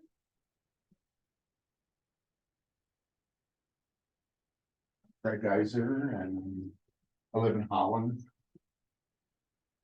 You know, I've walked with a few people on the board for the millage, trying to get it passed. I've written a couple books on my mental illness. I'm schizophrenic, and I've written a book called Living with Schizophrenia, and also a book called Dear God, Amen, I Can. And I had visitation from Mary. She didn't tell me anything about Momentum Center or schizophrenia or anything like that. She just showed up. And that meant a lot to me. And I guess no one has to believe me because they can think it's schizophrenia or whatever, but I talked for the last 30 years at Hope College to the psychology people who are going to become the doctors, the psychologists, the psychiatrists, and so forth. And also Dr. Dumaroff gave me permission to use his name and supported the Momentum Center also.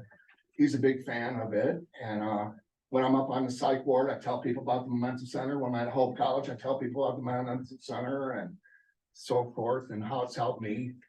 And my brothers appreciate the Momentum Center. I'm sorry I'm shaking so much, but that's part of my meds and being nervous today. And also, I just wanted to say too that when there was a guy outside the Momentum Center that was suspicious to me, who was parked next to my vehicle, I was worried about him. So one of the people from the Momentum Center went and asked him to leave, and he did, kindly left. Come to find out, a few weeks later, he was an undercover cop surveilling the person across the street.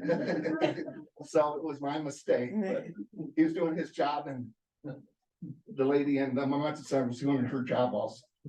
So I was thankful for that. Even though I made a mistake, it was a good mistake. And my son is the only one in town. My parents have both gone. And he's the one that sticks up for me when I'm in the hospital. I was in February for my my mental illness. And also,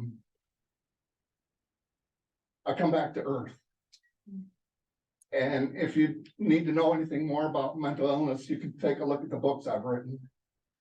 And it's a horrible thing to have to go through, but I manage and I make it through every time. My son told me they haven't gotten to you yet, Dad. So I just got to keep remembering that. Thank you. Thank you.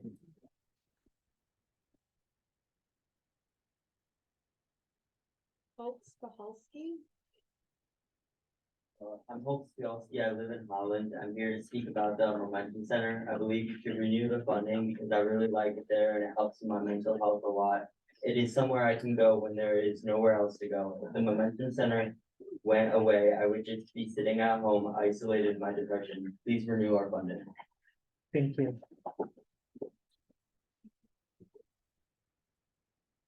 Katie Eiswald. I am Katie Iswald. I'm from the city of Holland. I'm here today to speak about the Momentum Center. I would like to urge you to renew our millage funding. The Momentum Center helps so many people from different walks of life. This has helped me to see different people's points of view and has helped foster relationships with people that I would otherwise never have been able to meet. The Momentum Center has helped me grow as a person.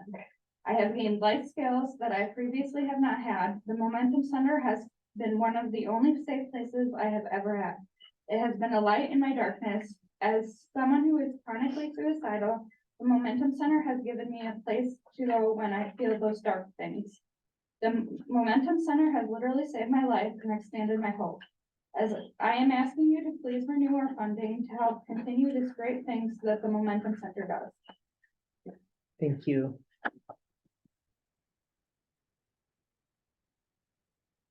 Caleb Higgins.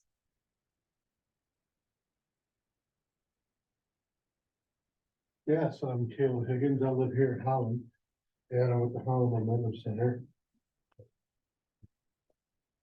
And I really enjoy the Momentum Center, and I believe it should continue because it's really helped me out a lot due to the fact that I'm no longer able to work. I'm on disability, and I live alone at the time. It's a great place for me to go to keep from being very bored all day, and it helps me cope with the loneliness that would happen, it does happen with that kind of everyday life. And also it's educational. I've really learned a great deal with the Momentum Center because like they do films and documentaries on the histories of the holidays and on feminism and even one about a tough guy in it. That was very enjoyable. Yeah, because I've considered very educational for myself and a lot of other people. I honestly believe I would be lost without the Momentum Center. I would probably just have to sit around the house all day and be very bored. Possibly even very lonely. So I would definitely like to see that fund continue to the Momentum Center. Thank you. Thank you.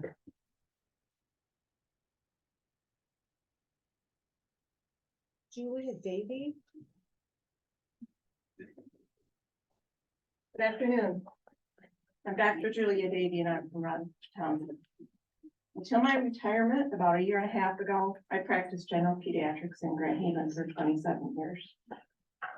During the course of my career, I took care of children with a wide range of disabilities, physical, mental, emotional.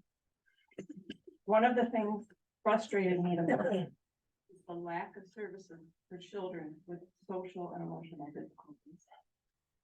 If your child has cancer, of course, they will get treatment right away. They have heart disease, they will be seen in the DeVos emergency room immediately.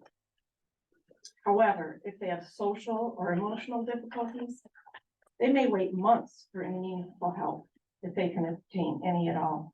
It was a daily reality for me to take care of children with social and emotional needs and not be able to give them the help that they need. Imagine that you have a teenage son with mild autism. He's able to go to school, but he has difficulty making friends, let alone sustaining friendships. He spends most of his time at home on his iPad, despite your efforts to encourage otherwise. He's sad and frustrated. He would love to have friends that he can spend time with and do things with, just like a normal teenager, but he just can't seem to accomplish that. There's no longer any can do, as many of you have mentioned, which is a tragedy. I know of no other programs in Grand Haven that provide these services. This is where the Momentum Center can step in. It's the only place I know of in Grand Haven where children like your boy can go and be welcomed and accepted for who they are without judgment. They can hang out, talk to people, play games, go on outings, do things that every other child gets to do without even thinking about it. Tell me, where else does that happen? Children with autism and developmental delays want friends just like everyone else. They want to feel loved and accepted just like everyone else. The Momentum Center is a place that can provide this. Please don't take this love and acceptance away from these children. Thank you.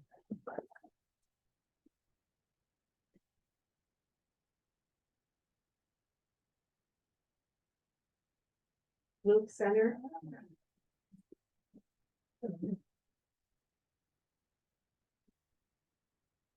Hi, I'm Luke Stanner. I vote and pay taxes in Holland Township. I specifically remember in 2016 voting for this millage. Until recently, my level of attention to county politics was low. But more than 5 years ago, I specifically remember voting for this millage because it's necessary. Momentum Center is one of the many things that millage funds that supports our community. By kicking the can down the road, continuing to promote uncertainty amongst the people that need these services, you're doing nothing good. All you're doing is hurting the people you claim to want to help. Fund the Momentum Center for a full year, as you always have, as you should. Stop the games. Thank you. Thank you.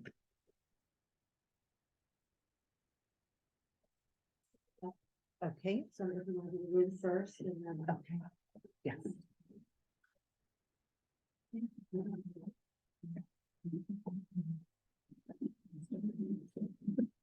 I'm Jim Coker, and I moved to Grand Haven a couple of years ago. I am a retired bishop's assistant, and I'm a national staff person of the Evangelical Lutheran Church in America. So I can speak to you with facts, not opinion. What you know today is the Momentum Center began because we started a mission congregation there, not a congregation, but a mission. The Momentum Center was never a church. It was a mission of the Evangelical Lutheran Church. You try to decide how it will grow to become a congregation, and then it becomes a church. That never happened. Why didn't it happen? Well, because a church deals with word and sacrament. I'm also part of Lutheran Social Services, or Samaritans for the state. We deal with the social services that the churches expect us to do. And that, by the way, that's the largest social agency in the state of Michigan. Well, what happened in discovering this mission, what discovered is that the person going there, who's in this room, saw the needs of taking care of those who were disenfranchised, those who had illnesses, those who were broken, those who were dealing with addiction, and those who were lonely. You know what? We supported that for each year, giving it less money. And finally, we said we can't afford to do that. So it never became a church. And the Evangelical Lutheran Church stopped it. The reason I'm involved there today is because I'm a retired Lutheran pastor. It's doing the thing that I feel is most what Jesus Christ would be doing today in this present world. Not looking for votes, not looking for support, but doing what is necessary to deal with the issue of isolation. Momentum Center, from my perspective, only reason I wanted to speak is I've heard we say things about the radical Lutheran Church. I forgive you. That's what my task is to forgive you and to move on, even though it's painful. But I had to speak today, and I wasn't prepared to speak, but I wanted to speak to let you know Momentum was never a church because we wouldn't allow it to be organized because they couldn't pay their own bill. And out of it came this, what you know today as Momentum. Thanks for listening to me. Thank you. Is there anyone else in the room who would like to speak? Madam Chairperson, my name is Jim Kuiper. I'm a resident of Holland Township. I'm a precinct delegate in Precinct 5. I've not ever been to one of your mental health meetings prior to today. I've heard a lot of discussion about the Momentum Center, which seems to be the center of all activity at this point. The basic concept, according to the mission statement, I'm totally in support of. There are people in our community who need our services. I 100% support people, support our efforts to help those people. However, now I need to get better educated on this, but there are elements of the Momentum Center that are totally opposite of my beliefs. I believe that it's the position of the family to help their children and to educate them. And this kind of ties into this school business too, I believe. It's the function of the parent who is charged with the growth and training of their children. And the schools are to assist, not in competition with the parent, but in conjunction with the parent. And ultimately, the schools need to reflect what the parents believe. I think it's high time we all get involved, not only here in this room, but in the entire community, educating our people on what's going on in our community and get a broader perspective of some of the things at the Momentum Center specifically. I intend to do that, and I'm going to hold further judgment at this point, but those are my thoughts. Thank you. Thank you.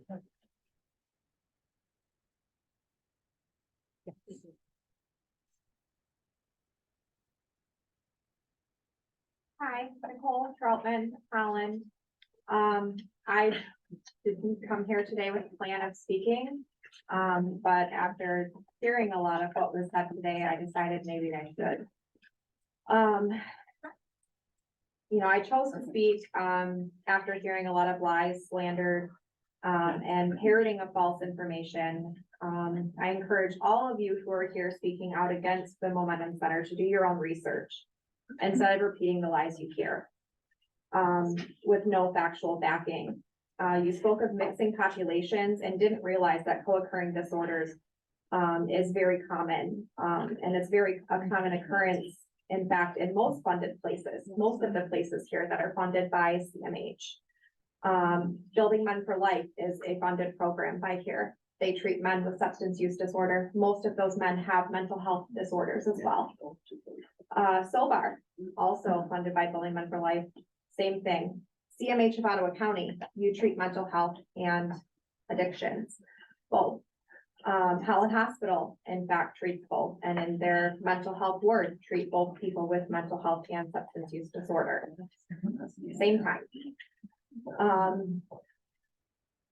Pretty much any place that serves the population with substance abuse disorder or mental health is treating both, because co-occurrence is so common.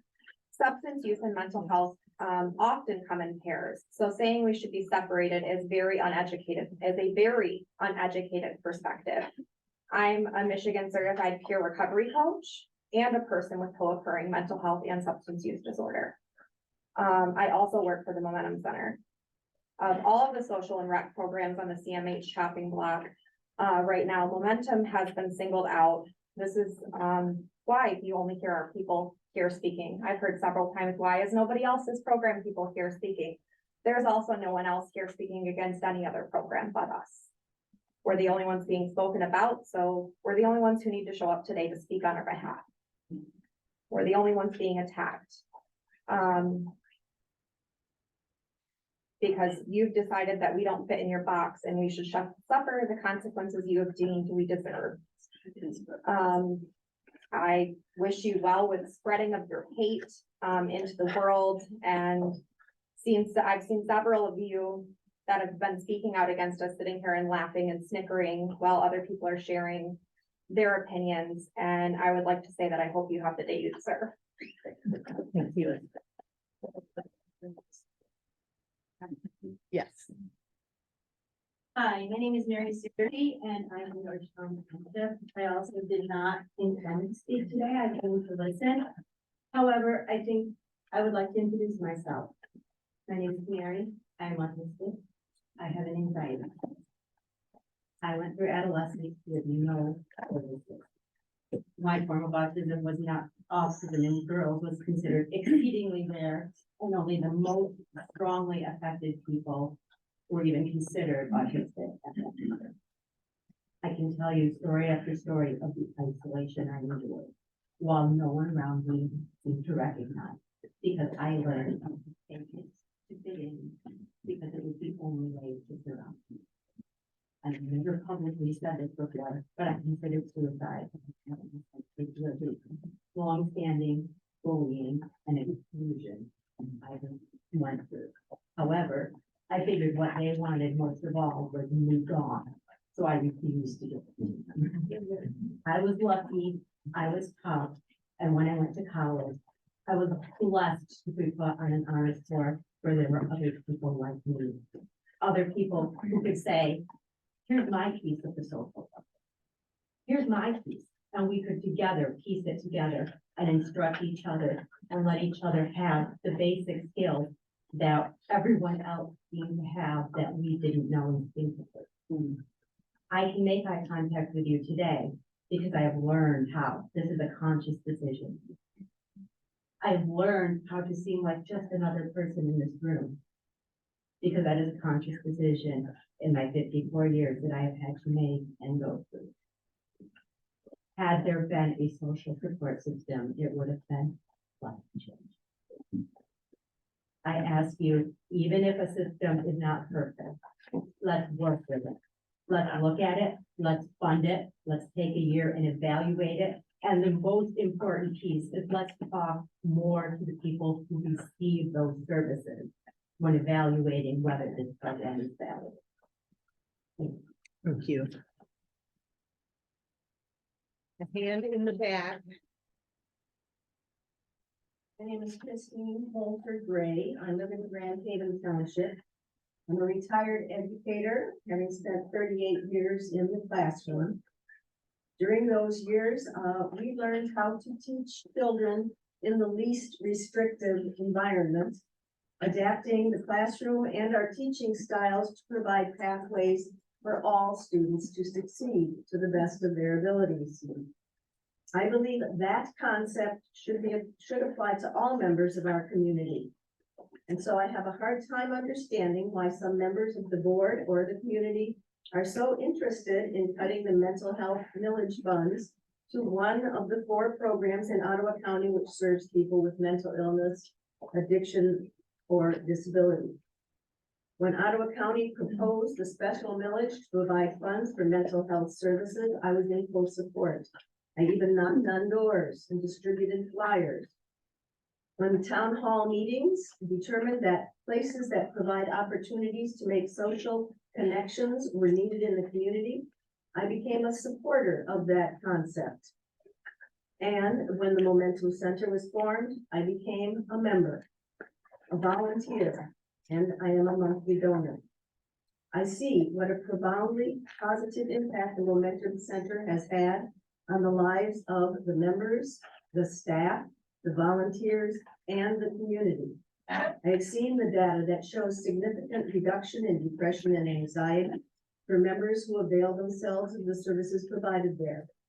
I cannot fathom how anyone could propose cutting the millage funding that citizens voted in favor of to provide the services needed that this program provides.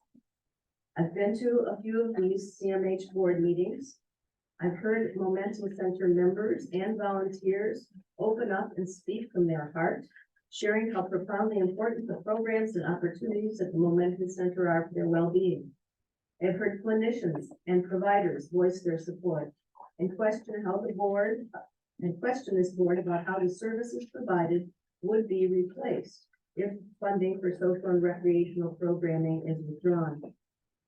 I cannot understand how you can listen to all of the comments being made, hear people bare their soul to you, and somehow not believe them.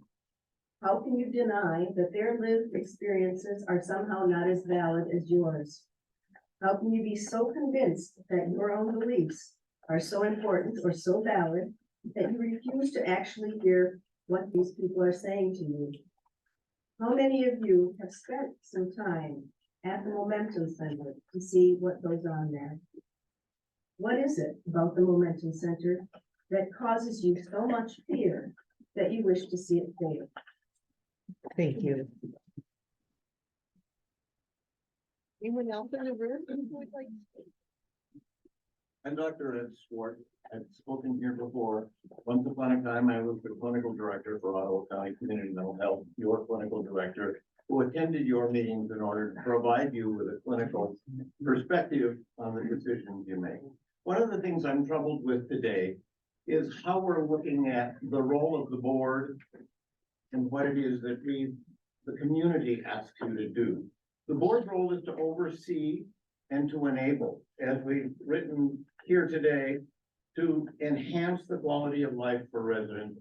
Your job is to make decisions. We've heard lots of testimonials today. We've heard clinicians talk about the value. We've talked about research. All of these are the things that I think you as the board need to listen to and to say, what works, what's good, and how do we enable? My particular problem is that I see you on a month-to-month basis funding things, and it just doesn't work because it doesn't allow those programs that are effective in providing what it is our mission is about. I think we need to make a decision to go forward and to evaluate and to continue to evaluate what works, what is of benefit to this community, and enable them to continue.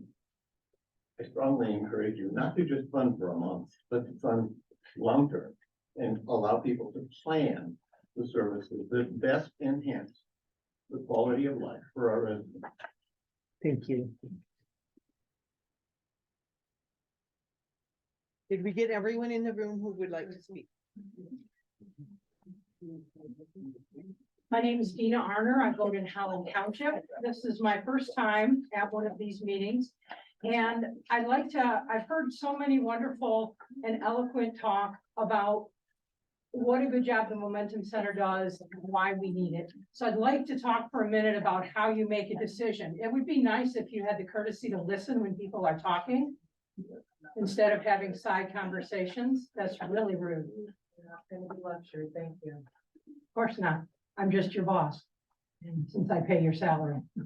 Anyway, how do we make decisions? Do we make decisions based on emotional testimony, based on ideological reasons, based on preconceived notions about what people deserve help and what people do not deserve help? Or do we make our decisions based on sound science that shows that the work done by the Momentum Center is effective in reducing depression, reducing suicidal ideation, and in making the people that it is designed to serve find a community, fit in with the community, and have a better quality of life?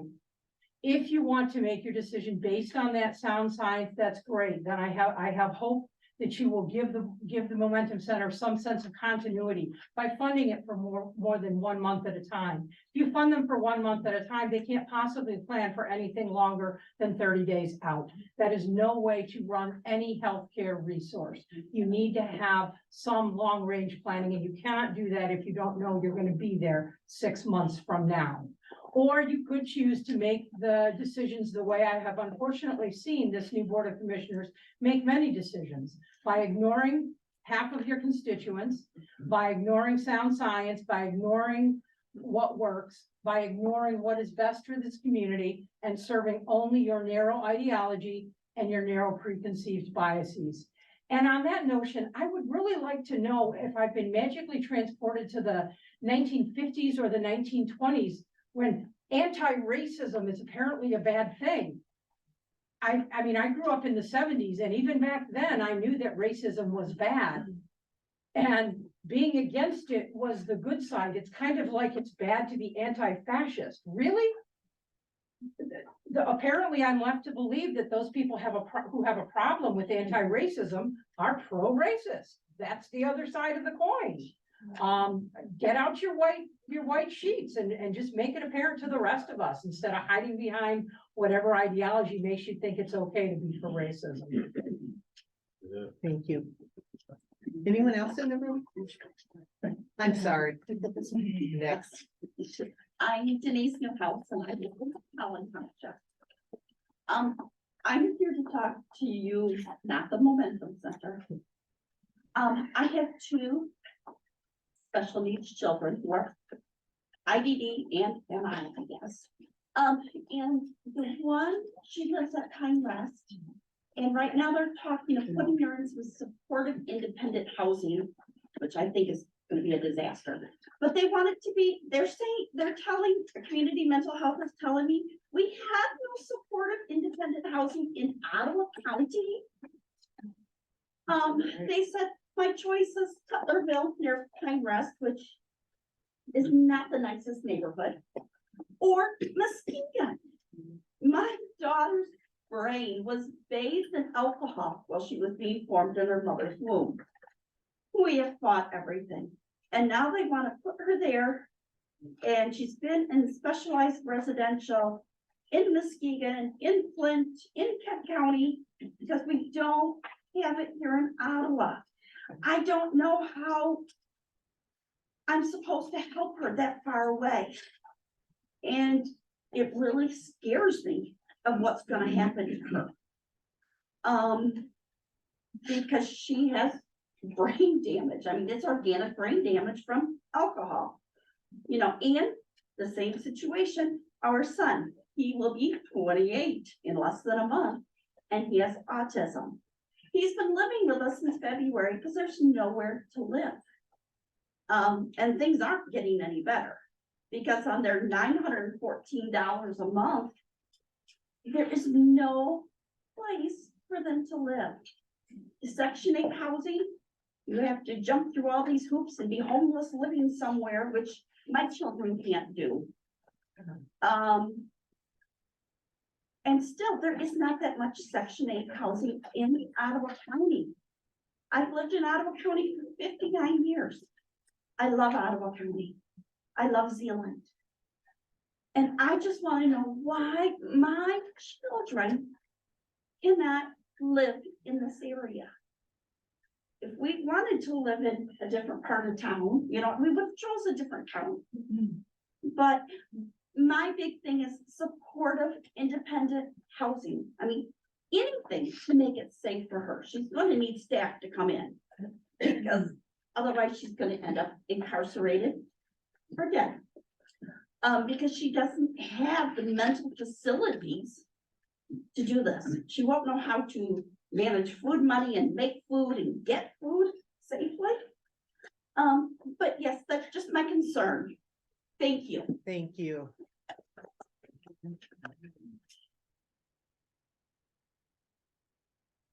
Hi, my name is Vanessa Wilhelm and I live in Grand Haven Township. I had some remarks prepared, but I lost those out. I just want to say that I think that the consensus in the room is that there are a lot of different needs in our community dealing with mental health. And some of those needs are being addressed while others are not. And it comes down to your shoulders to assess where this amount of money is going to be divvied up and what programs you're going to support. And looking into the Momentum Center, looking into Ottawa Community Schools Network, looking into other things, the mental health millage funds, it's really hard to get that quantitative data to realize, first of all, what is the goal of the program? Are they meeting those goals? What are the next steps? Those hard data is non-existent. And so how do a community come and advocate for certain groups when everything's just a mystery? And it's frustrating because I believe that, yes, there is a need for social rec groups. And I would love to sit up here and say, yay to the Momentum Center, but I can't. I can't back them because I don't know what I'm backing. Everything is opinion-based and it is really frustrating. I understand the concern for having those programs. I understand about having young children getting the help that they need. That's a given. I don't think anybody in this room is against that. What the problem is that we can't support it if we don't know what is going on. It's a simple thing. Tell us, what are your goals? How are you going to meet those goals? Don't tell me that, 425 kids were referred to mental health services. Well, what happened to those 425 children? Are they still receiving services? Do we need to give them more money? You know, this bits and pieces of information doesn't do anybody any good. And so we all get up here and we spout off our opinions, but the only way that we're all going to get on board is if we all understand what is really going on. And it's really hard to find out, because when you FOIA information, for example, the Momentum Center's proposal from 2017, it's been purged. It doesn't no longer exist. So how do I, as a community member, figure out, well, what was the Momentum Center advocating for? Is a program still going on? But their proposal was purged, it's no longer existing, so they can make it up as they go along. I'm not saying that's what they're doing, but how do I know that? The county is supposed to keep track of that. And if you have department heads purging information on ongoing programs, it's ridiculous. So I really hope that the county gets better at providing that data that helps the community support the programs. Otherwise, we're going to talk about not wanting to support the Momentum Center and not wanting to support that. Because some of us need to know that our tax dollars are actually going to a cause that's being productive. Because if it's not, then we need to move those over to another program, like the woman whose child has to live in a different county. Thank you. Is there anyone else in the room who would like to speak?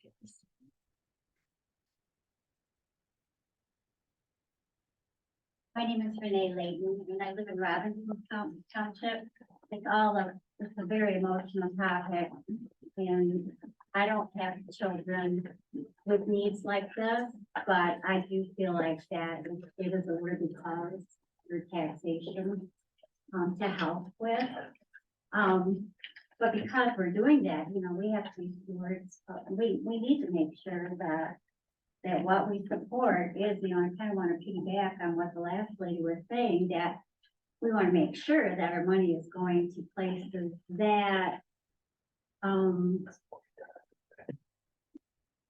meet our community's desires. It's important. And I think it's important that we're not sending money to places that are just propagandizing like things, putting forth things like DEI type issues, or you can be any sex you want to be. I'm sorry, but that's an issue, and I don't want to send my tax money to places like that, because it's a lie. And I think that it's your responsibility to make parameters as to what you will not support and what you will support. And I think that's a lot of it. And when people are saying, why are you talking about the Momentum Center? And I think there's a lot of some of that stuff going on, pushing DEI, pushing things, sitting on committees about racism and stuff like that, where, it's supposed to be a recreational program that helps kids to get together and have a community. I just hope that you'll think about those things, because it's important we're all paying money for this. Thank you. Anyone else in the room who would like to speak? And we'll go to, if there's anyone on the line, Patricia? No one has raised their hand. But we'll give them a moment to go.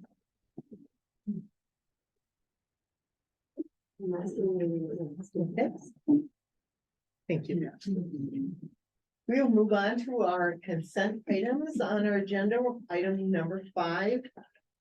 Looking at both the agenda for today and the minutes from November 27, which were sent out to you.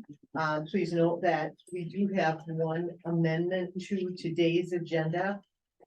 We need to include the approval of the recipient rights meeting that was held just prior to this. Patricia, do I need to state that in a more? No, I just went, so the consent motion will be to approve the agenda as amended in the minutes for the meeting. Okay. And then we'll just add it under new business. Okay. Is there a motion given, what I just stated about amending this agenda? Is there a motion for both of those consent items? Thank you, Greg. Moved and supported. Is there any further discussion? All in favor, please indicate by saying aye. Aye. And opposed, same sign. Thank you. We have a presentation on access and eligibility with Cal Taylor.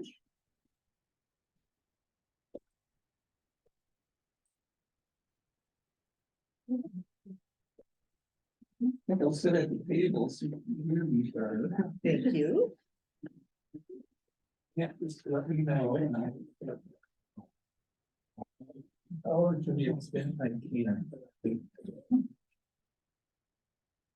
So thank you for having me today. So I want to tell you, start by telling you just a bit about the Access Center, who we are, what we do, what roles we play here at CMH. Then I will kind of circle back to one of our roles, which is kind of a gatekeeping role. And I'll walk you through the process that we use when people are seeking services here. And I'm trying to give you the short version of what the Access Center does, otherwise we'd be here till 7 o'clock or so. So basically, we act as the front door of the agency. We're kind of the point of first contact for folks who are looking for some kind of help, some kind of mental health services, or all sorts of other issues and problems. We talk with people who are dealing with really a wide variety of issues, problems, they're seeking various kinds of help. The Access Center was formed 25 years ago. That is back when the state was transforming the CMH system from what was called fee for service to a capitated managed care system. Back when I started here, we were fee for service. We provided all kinds of different services, sent the bill to Lansing. Under this system, the capitated managed care system, the state gives us various buckets of money at the start of the fiscal year, intended to fund our primary mission of the agency, which is to serve residents with severe mental illness, severe emotional disturbance, and individuals with intellectual and developmental disabilities. To serve these populations, CMH provides a lot of specialized services. And so basically, we provide a higher level of care of mental health type treatment than the other agencies in the community do. So the role of the Access Center is to serve as gatekeeper. It's one of our roles. We determine who is eligible for this level of care. Now, another fundamental role is to help callers get connected with needed services and resources. Like I said, we get calls on all kinds of problems and issues. So we try to help people get connected, whether it's services here at CMH or out in the community.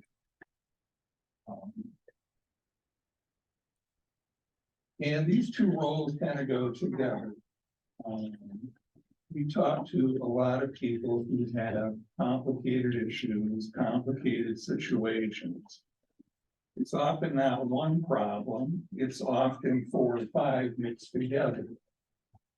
So we're knowledgeable about who does what in Ottawa County.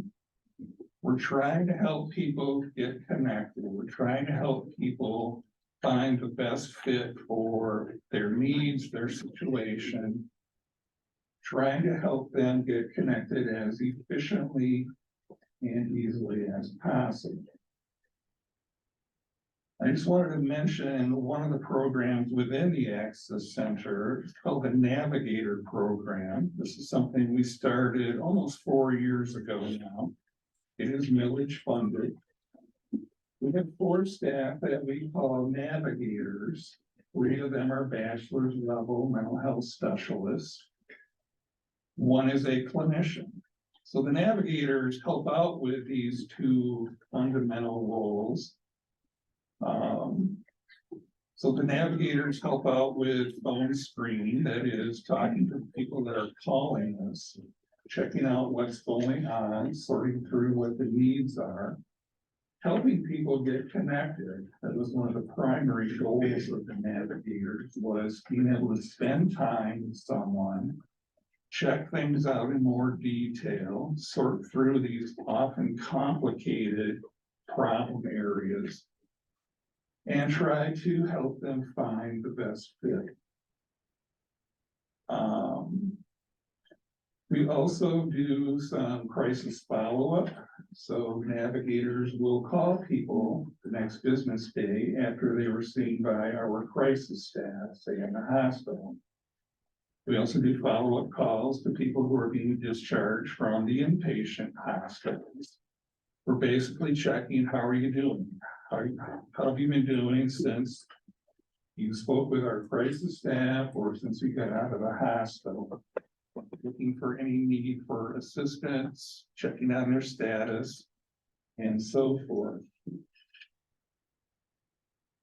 We're also trying to reach out to underserved and at-risk populations. One example are the local veterans.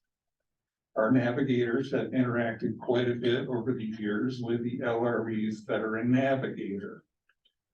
We recently met with a new Veteran Navigator. We also participated with a work group that the VA started, whose goal was to eliminate veteran suicides in Ottawa County. So we network with some of the veteran organizations in an effort to help veterans get connected. We also have an outreach program with the local homeless population. So our our navigator clinician has been working with the Gateway Michigan Men's Program, Women's Program. Also going to the Refresh Program 2 days a week, put on by First United Methodist Church, working with the Community Action House outreach team.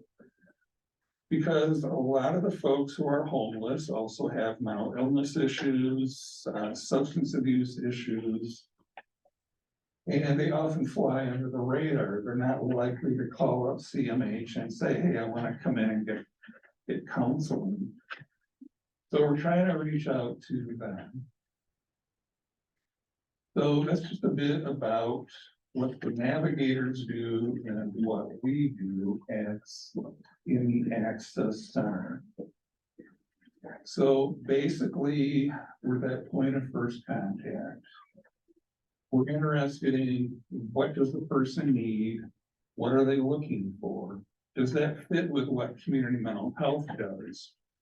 A lot of the calls really do not, because people are looking for a variety of kinds of help, resources. We get a lot of calls about housing.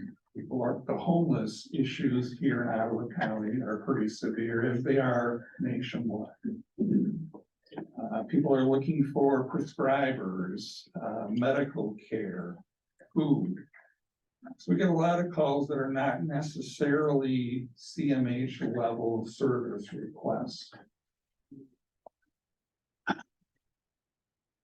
So when we are talking with people, let me back up here. We're talking a bit about our gatekeeping function.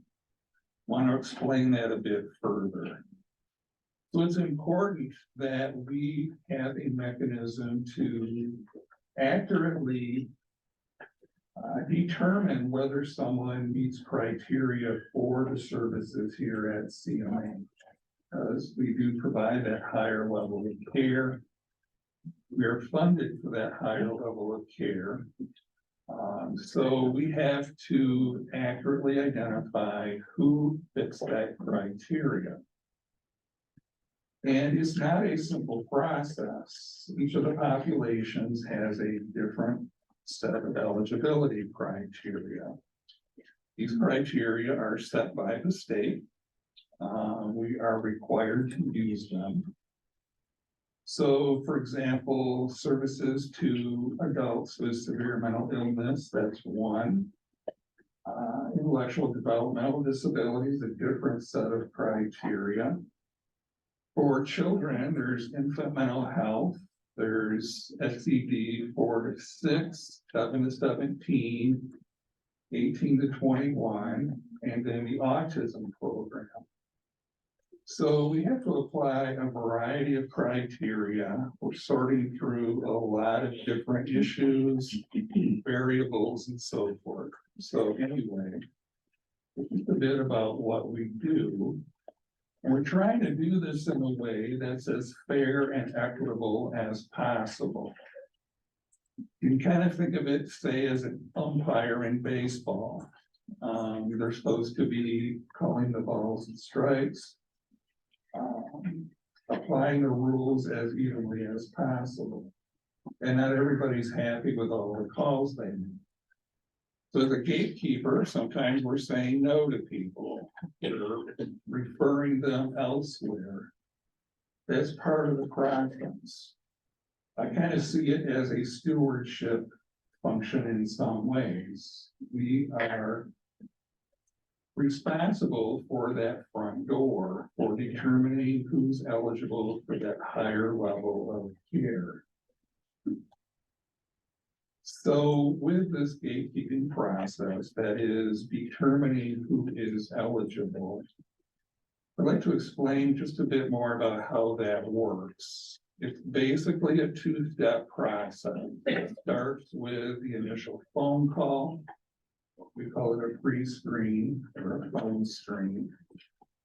Most of these are indeed phone calls. We do have some folks that walk in, we get some service requests via email, fax, and so forth. But really, it's the same process that we do. So basically, we start by talking to the individual to get an understanding of why they're calling us, what kinds of issues or problems are they experiencing, what are they hoping we can do. From there, we will ask questions to better clarify this, so we get a clearer picture of their situation, what's going on, what kind of help might be indicated. And the questions vary depending on the nature of the call. So for someone seeking mental health services for an adult, we're going to be asking questions about the kind of symptoms they have going on. How severe are those symptoms? What kind of functional impairments do they have? Are they having trouble taking care of daily needs? Are they having trouble with working? Things like that.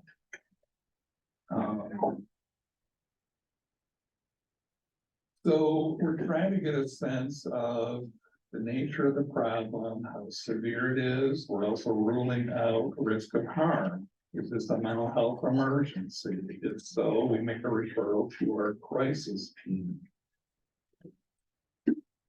And as we're talking with folks during this pre-screen, we're looking for indicators they might have a condition that fits with these populations that we serve.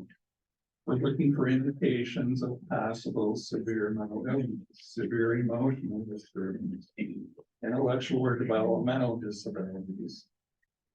If we're picking up those indicators, if it sounds like this person may have such a condition, then we will offer an assessment to come in, meet with one of our clinicians. We have 3 clinicians on the Access Center. These are master's level professionals whose role is to do that assessment to, first of all, determine eligibility, to apply the eligibility criteria for that particular population or populations. We have a lot of folks who might fit more than one.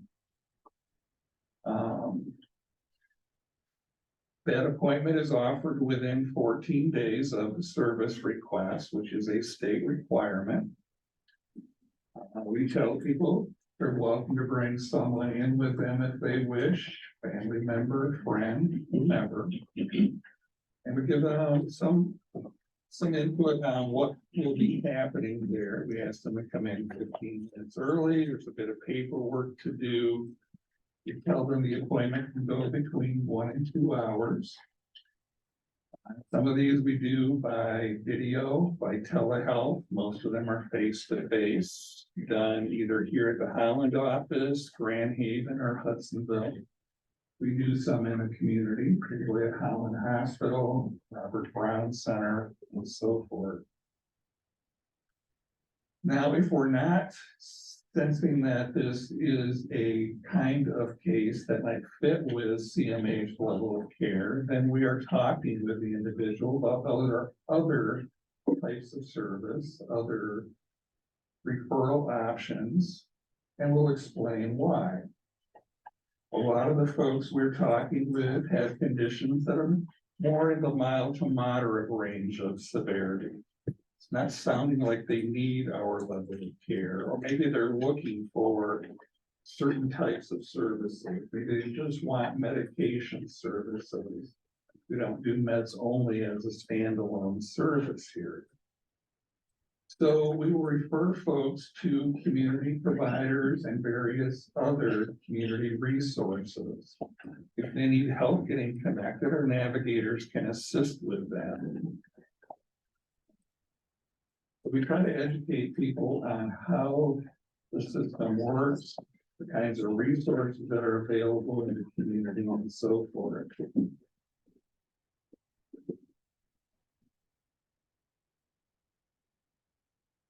So then we're also collecting other information, particularly if we're scheduling an appointment, we're gathering, identifying information, communication information, parent guardian information, insurance information.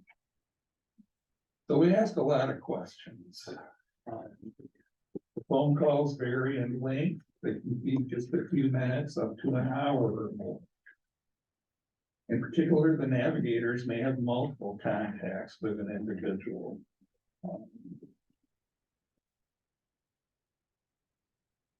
So that's the first step in our intake process, is that initial screening, which is typically done over the phone or for walking face-to-face. But those are the kinds of questions we're asking, the kind of information we're trying to get.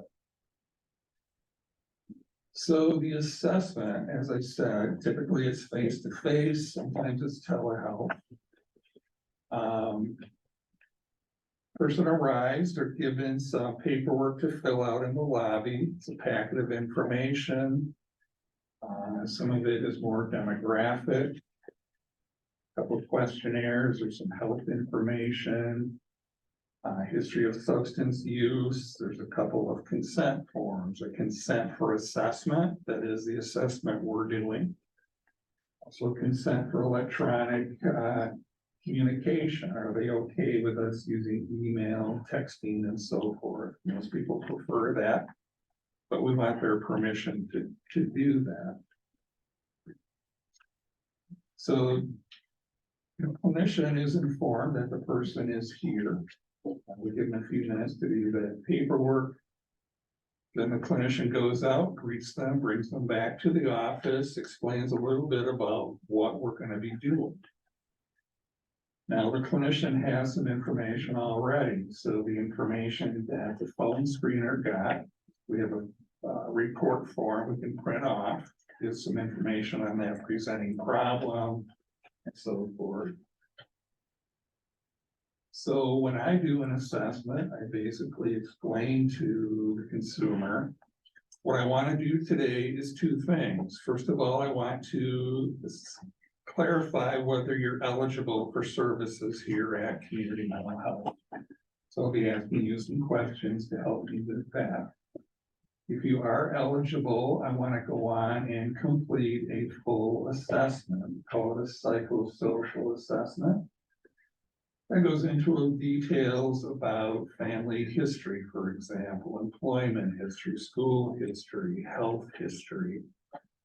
The overall intent of the psychosocial is to give our staff as clear a picture as possible of what's going on with this individual, what their needs are, their history, and so forth. So the key elements in determining is this person eligible or not, and I typically start with that.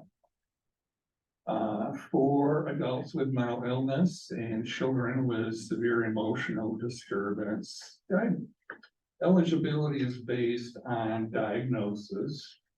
Do they have a diagnosis of severe mental illness? And level of care. So for adults, we use a tool called the locus. For children, we use tools called the CAFAS and the PECFAS. These are all forms or tools that the state requires. State wants the CMHs to use these. So ask questions about diagnosis. We follow the DSM-5 criteria for diagnosing. For individuals with possible intellectual developmental disability, there's a different set of criteria that the state has issued and that we follow. That's focused more on whether or not there is what's called a mental or physical impairment. That would include things like a cognitive impairment, perhaps a TBI before age, traumatic brain injury before age 22. Is this a chronic severe condition expected to be ongoing? Does it result in substantial functional impairment in at least 3 out of 7 major life areas? That would include self-care, the ability to communicate, the ability to ambulate or get around, learning. Also includes ability to make decisions, self-direction, ability to live independently. So it covers 7 major life areas, and we ask a lot of questions to determine, is there substantial functional limitation in those major life areas? We send out a letter ahead of time to the guardian describing the kind of questions we're going to ask. We also ask for school records, any other treatment records to help us determine eligibility. So when we find someone eligible, we write up our report, we make a referral to the appropriate program here at Community Mental Health. That program then would reach out to the consumer or the parent or guardian to schedule the next appointment. Typically, the first step the program provides then is they start the treatment planning process. They use our assessment as their starting point. If we find the person is not eligible, we explain why. We offer what we call a second opinion, which would be an assessment by a different staff person to check the results. Also, we provide a notice of adverse benefit determination, which is basically a packet of information about their rights, appeal of rights. And we offer information on what we think would be appropriate alternative treatment options or resource options. So that is a quick run through of what the Access Center does and our intake or admission process. So do you have any questions for me? You started a navigator program 4 years ago. Have you seen any, has that improved kind of the amount of time it takes to actually find somebody with services? So what would you have to say about the navigator program next steps? I would say it's had a huge positive effect on our process. Before we had the navigators, we basically had 1.5 FTEs for that phone screening process. One full-time phone screener. One person who did it part-time, splitting her time was another function. So it was hard to spend the time to sort out with callers all the things they were wrestling with. Often you just give out a couple phone numbers. And a lot of folks we talk to struggle with navigating systems in a community. They might not get very far on their own. So the biggest reason we started Navigators is to fill that gap. They could spend more time with callers, particularly those more complicated calls, people who are struggling. And we talk to a lot of folks who don't function at a very high level. So they would struggle to figure out, okay, what do I do now? Well, a big part of what the navigators do is help people to get to the right door. And then we try to help get that door open for them. We also, I also saw that people, crisis follow-up was a struggle. Crisis team is very busy. They're doing all the emergency assessments and so on. So the follow-up, how is that person doing the next day, the day after that? Hospital discharges. Back in the day, I spent some time as a liaison with Holland Hospital Psych Unit. You know, recognizing that that time after discharge is a very vulnerable time for patients. So kind of like with nurses who call the day after surgery, hey, how you doing? I saw a need for the agency to have that capability, so the navigators do that. They call the person who's been discharged from high rescue. Well, I'm just calling to see how you're doing. I understand you were discharged yesterday. And we have the discharge packets, so we know when their appointments are, the meds. Were you able to get your meds? You know, when your appointments are. So it really added to the quality of what we're able to do. And as the phone volume continued to rise over time, it gives us more hands to answer the phone. So yeah, it's been huge. One of the goals. Yeah. So it allows us to intervene more quickly. I could go on and great about that, but that's just it. We have 4 positions, one of which is vacant right now. I'm retiring next week, so our navigator clinician is replacing. So we're in the process of refilling that position. Harry is her name. He developed that homeless outreach program, starting with the Community Action House and the Refresh program, and then expanding it to the Gateway mission. It's been a very positive development, and that's another example of a big benefit of the navigator program. Anyone have any other questions for Cal? We really appreciate the work that you have done and your presentation today, and wish you the best on your retirement. Thank you for being here. Yeah, thank you. Good luck out there. I bet your time will fill up. Thank you so much. And utilization management dashboard, that's our attachment A, and Aaron's gonna talk us through that one. I did just try to fiddle with the thermostats. We'll see if. Jacket. It may be guaranteed. I think it's some of it's just mind over matter, but, So thank you for having me today. I am here to talk about the utilization management dashboard. So I believe that was included in your packet of information. So this is a report that we present semi-annually to this board, but our utilization management committee meets every month. So this is just a highlight of some of the data that we're looking at, and then next time I present it, I'll present some different data for you to be able to review. So looking through this document, you can see that the first box on the upper left is showing how many consumers we're serving on average monthly. That is people with Medicaid.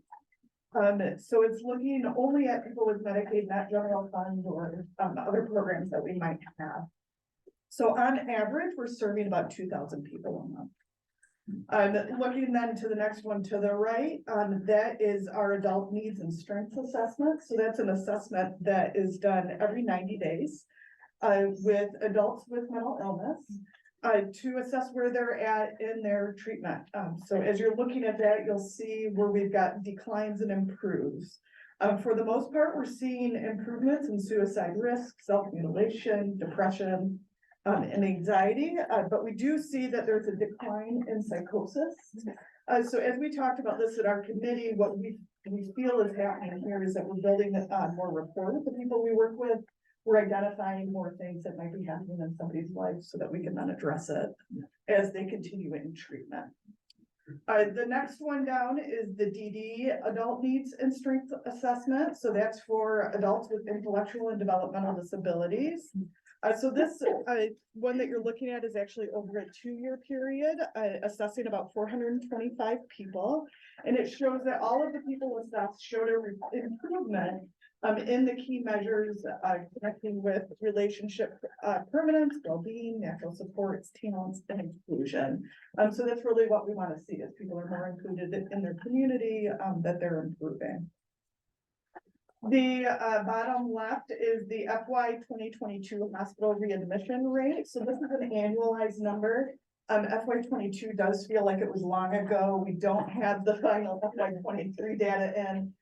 So this is to just show what our rehospitalization or readmission rates look like. So you'll see that within 30 days, it's about 5%. Within 60 days, it's just over 5%. That does include the people that are captured in the within 30 days. And then within 90 days, same thing. It's capturing the people included in those two previous numbers within 90 days. So we're around 8%. So we're below the state benchmark of 15%. And then the last one is our monthly number of high utilizers. So this is people who we serve who are utilizing the emergency department frequently. So it might be for mental health reasons, but it also might be for physical health reasons. And so we look at this to have our teams reach out, connect with people, Really try to help get them. Yeah. Yeah, it was up in 17 and then went down, and now we're on an upward trend again. So we do, work with people to identify what's bringing them to the ED and try and help figure out what we can do to decrease those numbers. Do you ever break down each of those categories by diagnosis? Which category?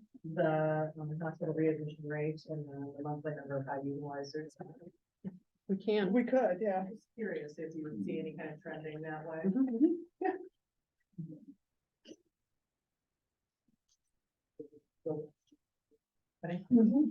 Yeah. And the DD needs and strengths assessment. Yeah. Did the people you interviewed do any conversation about why the inclusion rate has increased? I mean, are there specific questions or is it just yes or no? Or do you feel more included? I can't answer that because I don't know what the exact questions are. I don't know if, Lynn, do you know what the questions are for that data point? We probably do have a narrative form of maybe what they mentioned as being. Only because that's the highest jump. Yeah. And I want to know, I would like to know why they feel more included. I can try to find that for you. Yeah, I think that's again the same thing. There must be some criteria that they're following to reach that conclusion. Right. I have no idea what that is. They're specific questions. The answer is a standardized assessment tool. But I can let you know what the questions are that we Does get. it look like a mini mental health exam kind of questionnaire or worksheet, something like that? It's longer than that. There's more questions. Okay, a mini, but I mean, there's some sort of Yeah. worksheet involved. Yes, yes. Okay. It's a standardized assessment. And that represents 425 participants. Over 2 years. Over 2 years. So the people that were answered at one time might not be the same people that they are feeling more included, but it's probably a different set Yeah, there of could be, people. yeah, there could be other people that are included in both measures. Sure, that makes sense. Other questions? No, thank you for this. And I know over time, when we have said, oh, we'd like more information on this piece of it, I know that you guys have been so helpful with that, too, Yeah. with pulling out what. Yes, Thank you for that. Oh, thank you. Thank you, Anna. Okay, now we'll move on to old business. Number 7 on our agenda, and first up is looking at, last month we talked about wanting a little more information on Ottawa Community Schools Network, and Lynn is going to present some of that today. So I also sent some of the information that I'm gonna talk about today to you in an email, so you should have had that to look over, hopefully. The Ottawa Community Schools Network was started in 2017. It was a pilot project between CMH and the Ottawa Intermediate School District and several schools. It was, the gap we identified was the lack of dedicated staff to help students and families connect to needed resources and services. And those could be food, clothing, and for us, most importantly, and the reason we were involved with it is because they also can help with helping find mental health supports. The model really is quite simple. It places a coordinator in a participating school. The program has grown from 5 to include 5 school districts and 17 schools. So again, the way it meets millage needs, which millage programs are funded because we have an identified gap. That coordinator helps not only to assess for possible mental health treatment needs, but it helps to link them and coordinate resources for students who need this service. This is a voluntary program. Parents are always included, permission is sought. It's some of the programming is actually in the school. For many people, many families, there is a barrier to actually getting their child to an appointment after school. So for some individuals, having that treatment available within the school is actually something that is very helpful to them. They don't have to worry about making that appointment. Most, if not most of the services are free of charge. If there is a child who has Medicaid, that service will be billed to Medicaid. So for us, again, this is an early intervention approach. For us, what it's doing is connecting students to necessary resources in the community, so that it helps to avoid further exacerbation of their mental health issues, hopefully, and any of those social determinants such as food, housing, clothing, that could impact a person's mental health status. The goals are to provide those student supports to identify and address those barriers.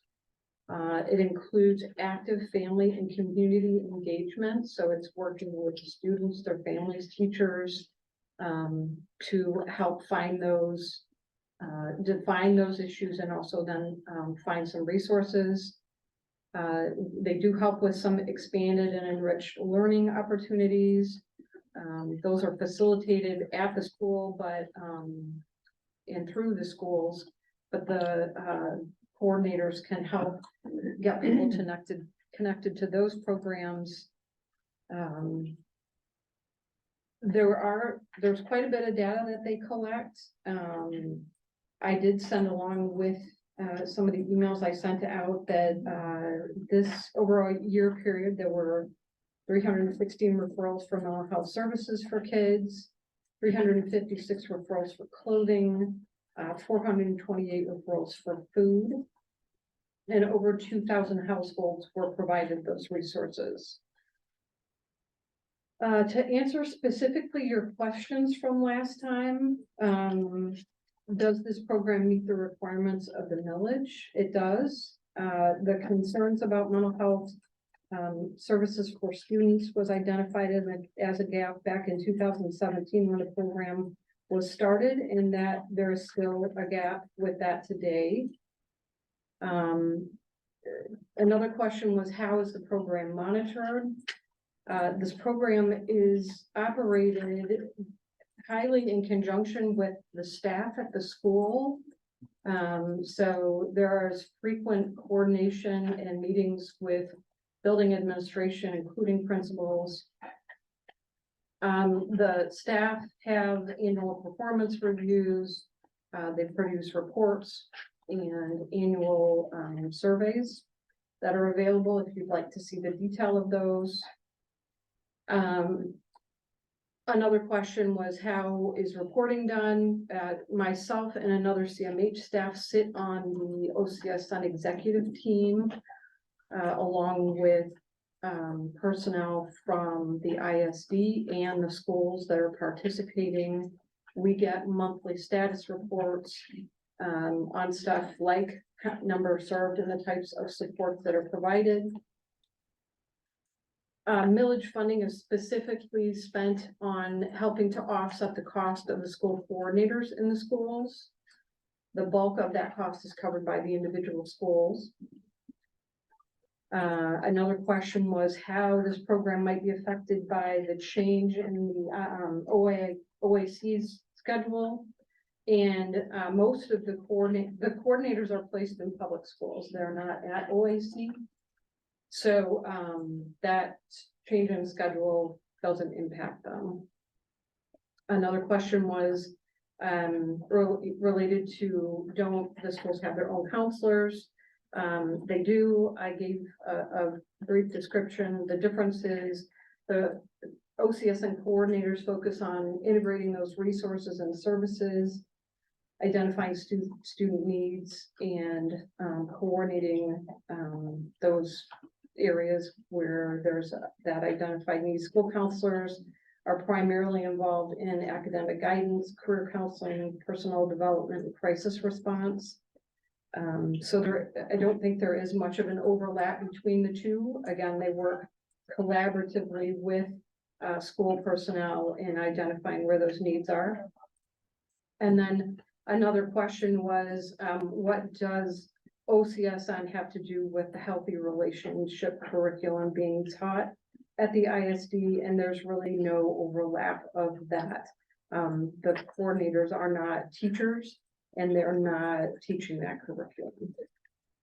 So I know we've had a very long meeting, but if you have questions, I'm happy to answer them. We do have a suggested motion for this program to move forward with the contract. But I just had one question, just when I thought was your reading, because what exactly is the resume of that coordinator? Are they a teacher? Are they a like what is their qualifications to be that person? Angela Dersham has a master's degree. She has actually worked in various school systems, not as a teacher, but more of a resource person. And I can show you her resume if you'd like. So she's the main coordinator over the whole program that goes to all the different schools. For OCSN. Mm-hmm. What was her name? Angela Dersham Brigham. She just got married. Okay. She is supervised by the ISD. Thank you. And that role is supervised by United Way, is that correct? No. Supervises the role. The intermediate school district is who Angela works for. Okay. And then one of my constituents, was of the impression that if they did sign that consent, that they would no longer have oversight over like, that interaction between, school coordinator and their child. Does that sound accurate? No. So the No. parent will be involved? then? Absolutely, yeah. Consent for any treatment, is authorized by the parent. And, there is in order to be successful with, working with kids and families, there has to be that coordination. That's sort of what the program prides itself on, is really a family approach to figuring out what the issues are and coming to resolution. I have a follow-up question. I'm looking at a job description for a community school coordinator. And it says the employer of record, Community School Network is the Greater Ottawa Community United Way. So Right. is that who the coordinator is Yes. responsible to, accountable to? Because that's the employer? No, the United Way right now is only working as the fiduciary. They don't have, they're not running the program. They're actually, those coordinators are employed at the moment through the United Way. The director is employed by the ISD and does all the oversight for those staff. Why are they employed by the United Way? When the program started, there was a desire to hire them outside of the school system. The funding is kept to a minimum if they're not paying school wages and school benefits. The program next year is moving to the schools employing those coordinators. So in fiscal year, school year 24, the schools will actually employ all those coordinators. It's complicated. And so the coordinators are accountable to their supervisor? So that would be Angela? Yes.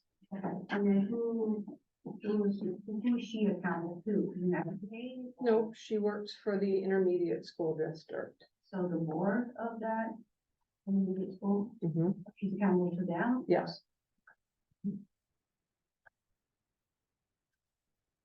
Any other? Yeah, so just, why is she called employer record? He says fiduciary. So just what, the money manager here?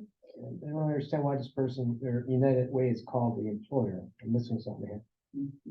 Well, Because they sign the checks. Mhm. So essentially, I mean, they handle the taxes, they handle the payroll. They theoretically they handle the fiduciary of that person. But that person is accountable to Angela and the ISD. It's the funding stream, the administrative stream. They're just separate by need when the program was set up. So is there a better name for United Way than employer to explain that relationship? There could be, but I can write the job description. They're playing a fiduciary. And that, Chris is right, that, their paycheck is coming out of the United Way. The ISD and the schools are, it's their funds that are paying for them. And it's, the supervision and the monitoring of the program is coming out of Angela, who is an employee of the ISD. So performance evaluations should be through the school system. Yes. Probably the reason it seems so complicated is it feels like, I mean, this is something that had been identified as a need for a long time in schools. And sort of just like, hey, how can we pull together some resources to do this? And like you said, may move into more of a school-based. But in the interim, a lot of needs were met for families and continue to be met with people pulling together in kind of different ways, I'd say. So thank you for pulling that information together. And I'm gonna ask for a motion to get on the table, and there will be the opportunity again, of course, for discussion after a motion is made and seconded. Is there someone who would like to make the suggested motion? So moved. Support. So it's been moved and supported to approve the service agreement with the Ottawa Community Schools Network as presented. Is there further discussion? Yes, I mean, veneer, superficially, this sounds fine. But I'm looking at the job description for the school coordinator. And it just seems like everything gets perverted, polluted by politics. And I'm reading that in this job description, what the coordinator is supposed to do. Skills and abilities. Social justice oriented and an advocate for inclusivity. I thought this is coordinating, needs and supports for mental illness. I didn't know this had something to do with social justice and inclusivity. And then primary responsibilities.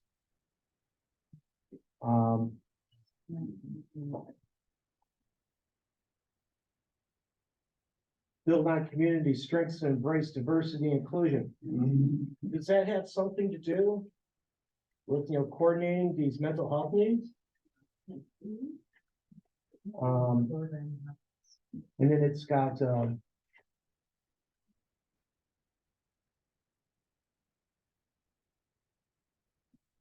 don't know, that's what's like on the tip of the iceberg right there. And then implement, and the primary responsibilities I mentioned, to promote equity. Also, you mentioned about data, conduct screenings and assessments, determine needs of children as in order to appropriately connect behavioral health services. Serve as a point person for agencies and programs interested in partnering with the school and help to broker new partnerships that are aligned with school goals and needs. After, this equity and inclusion, how can we expect Momentum Centers to be one of the partners? No, we aren't. And if they're concentrating on equity, it's so that families and students get services in the most fair way. This is not a political Well, that's the problem with the organization. word equity. Does it mean fair? Does it mean, a determined result? It means, there's two meanings. okay, and I can tell you that in my understanding of this program, they're trying to make sure that resources are available to as many people as possible and that they're fairly distributed, that they don't just pick one kid, one family and concentrate on them. It is, I don't think there is any other intent in that language. I had some experience with one of them. The young lady, her job primarily was to direct to different agencies. So she directed to ARC, she's directed to other agencies, some food banks, some clothing, she's coordinated some activities at the school. It had nothing to do with anything equitable, except that every kid had the opportunity. She's found clothing for kids, she's found food for kids, she's found. But, and not all teachers have time to do that anymore. We used to. And not all parents are involved, like you guys are, your children are very fortunate. But not all parents are like you. And that's, your kids are blessed. After 47 years in the school system and at the homes I've been into, there was need. And this young lady was assisting and helping the families that were in need. There was no racial thing. I mean, she doesn't even look at the color of the kid. You need help, we're here. You can go here, you can go here, you can go.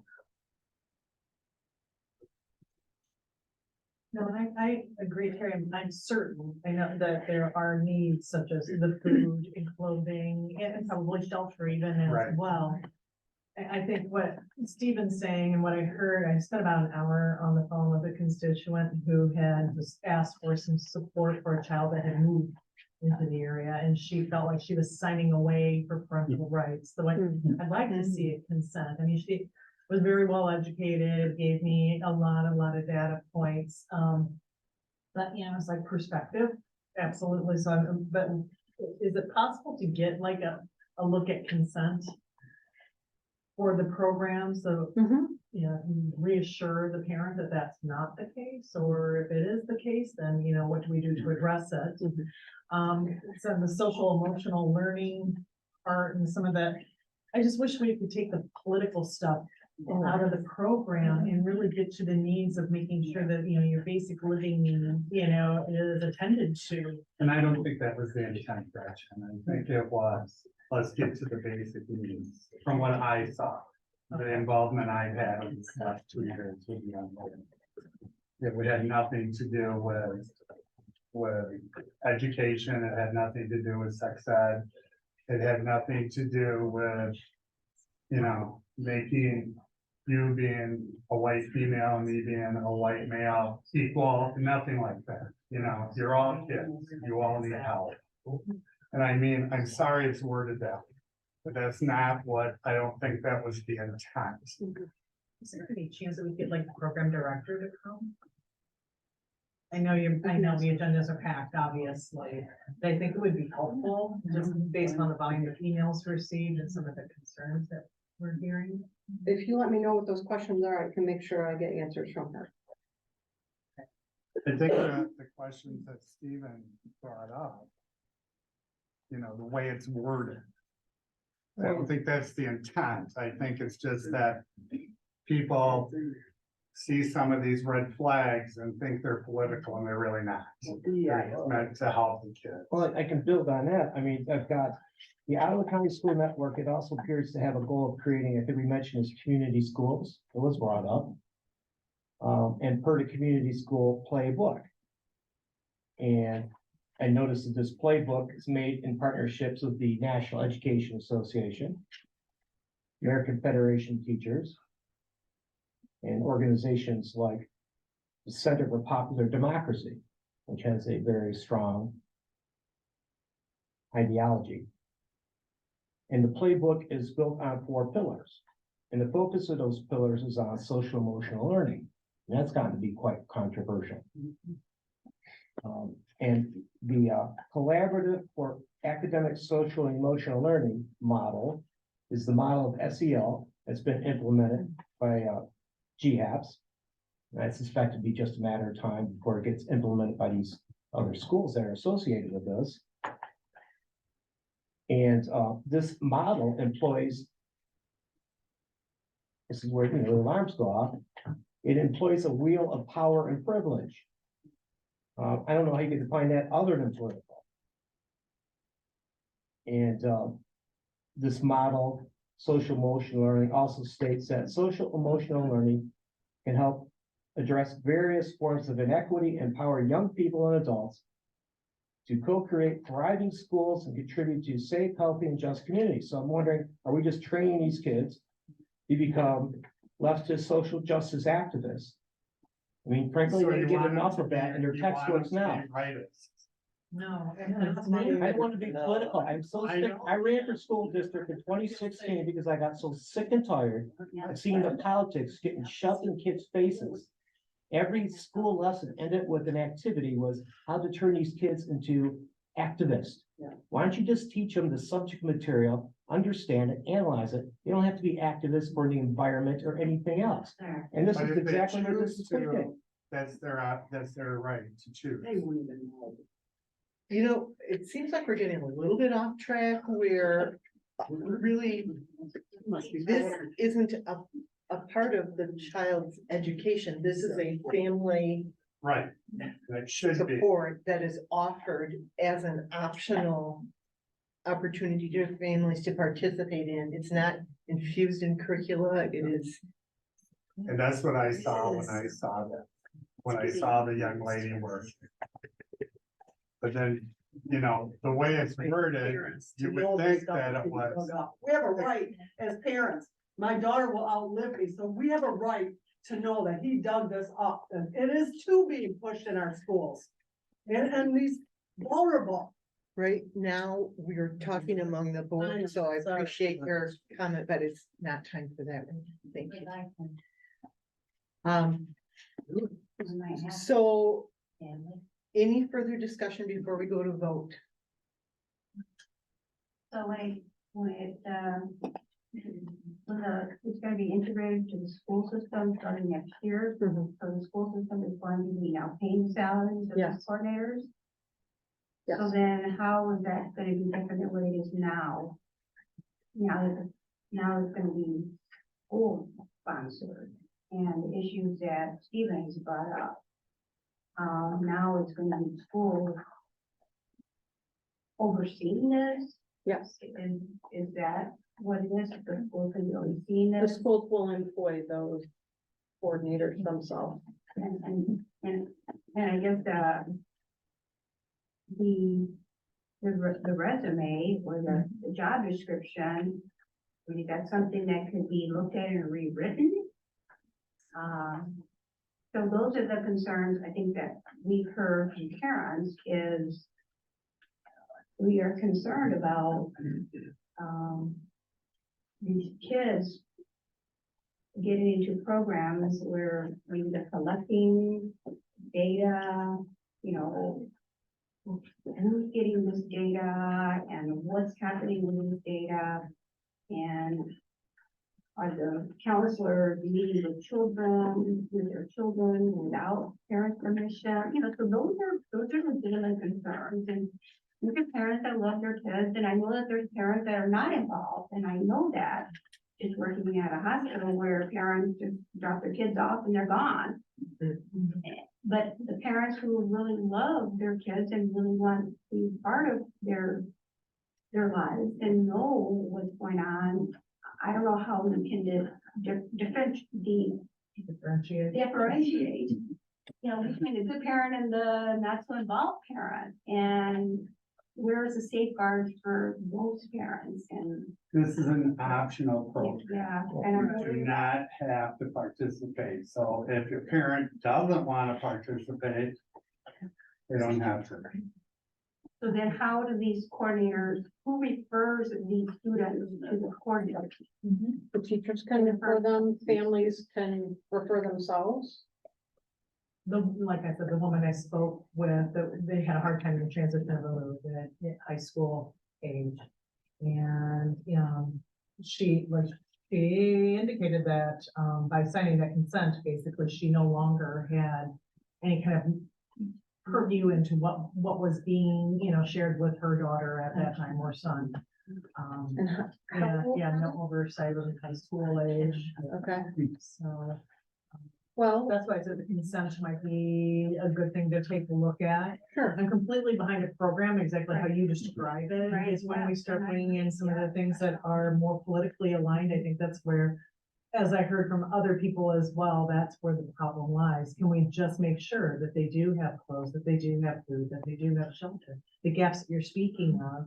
And then, some of these other, kind of social justice aligned products, not necessarily this is a vulnerable population that we're talking about. Can we meet their basic needs? I think it's also for people who are not under the vulnerable label. Sure, I but mean, you're still vulnerable if you don't have enough food or, those things, those basic needs are. but I did not see that from her, and I know that she has been hired by the school district this year. So she was initially in the program, and that they make their own stipulation of what her job is. And it's not any of the political stuff, it's the basic needs of the individual students. If you want to send me your specific questions. I will make sure that I get them answered. So another question, so are these, now that they're gonna be employed by the school system, are they gonna be accountable, like to the principal, superintendent, and the Yeah. school board? Yes. Yeah. So if parents have concerns, they can go to. Right. Yeah. So right to the supervisor, the building principal. So at the end of this contract year, that means this millage payment is done, correct? That it becomes the purview of the schools. So I worked with 3 of the 5 schools that were part of the first cohort for this. And they were schools that had severe need, both of the tangible, physical quality, food, housing, shelter, but also a lot of emotional, and what we did was largely bring in families and have family night, bring in parents and talk to them about silly things like healthy eating.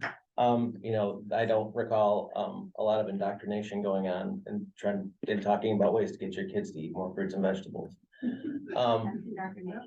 But from its inception, it was based on the fact that there were gaps identified by that school that the administration and the district itself did not have the capacity to address. And this was put into place there. And there are districts in the county that utilize this, and there are districts in the county that do not have that. They have their own structures stood up, but at its core, it was to fill those needs so that an individual student can be as successful as they can be. There was nothing beyond that. It was creating a capacity for a successful learner. I think we all agree that that's what we want, right? We all know that. It's just a little bit unfortunate that the verbiage had to be put into that job description. Just leave it out and talk about basic needs, because I care for people. Absolutely. Just leave it to that. So what exactly are we voting on? Right now, we are voting on if we will approve the service agreement that we put off approving last month when we went over service contracts with Ottawa Community Schools Network. So I'm gonna call for vote. All in favor, please indicate by saying aye. Aye. Opposed, same sign. No. No. Roll call? Yep. Yeah. Donna Bunce? I don't know. I wasn't here last month. I'm really not very clear on all of this, to be honest. You want to abstain? I'll abstain. Thomas Crosby? No. Gazebo? No. Mr. Goldberg? Yes.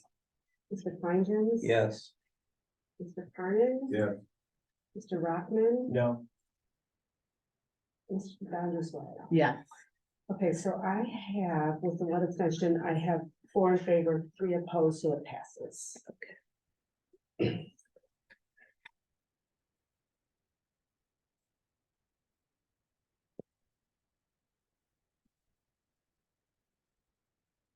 Okay, and our next topic under old business is looking at the social recreation program extension. We had extended that 3 months previously, and at the same time, we have looked at the committee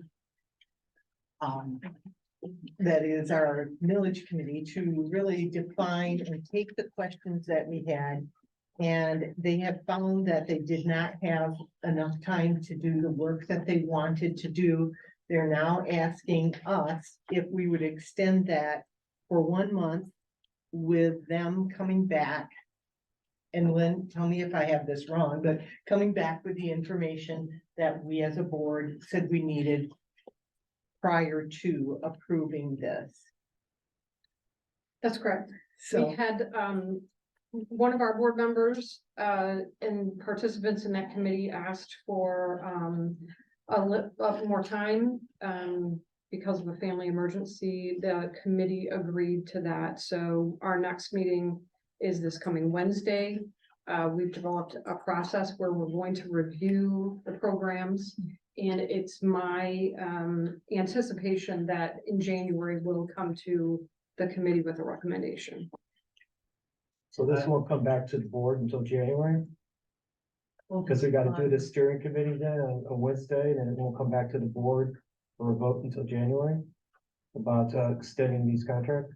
No, I would like Vote to to, extend 1 month now, One but they're gonna go another month, and we're gonna come back in January, be the soonest to make a vote on whether or not to renew any of the contracts. If for a longer duration of time, correct? Some of this might be for services rendered. I was gonna ask you that too. No. No, it's just to extend it for 1 month further. yep, I would like to make, Steering committee. I would like to make a motion that we continue funding till the end of the fiscal year. Board. All right, we have a motion on the table. Alright, I would like to say that I have heard that there are people in all 4 of these agencies that are concerned about their job.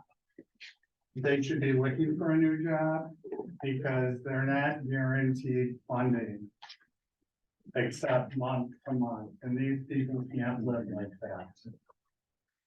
So that's why I'm asking primarily for this extension, so these people can at least plan on until the end of the fiscal year. The millage steering committee, we built the millage steering committee to find out. Okay, these guys have agreed to the previous and they have contracted for the entire period. So what we're going to do is change their contract.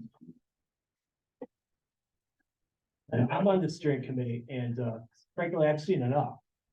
I mean, I'm ready to vote right now.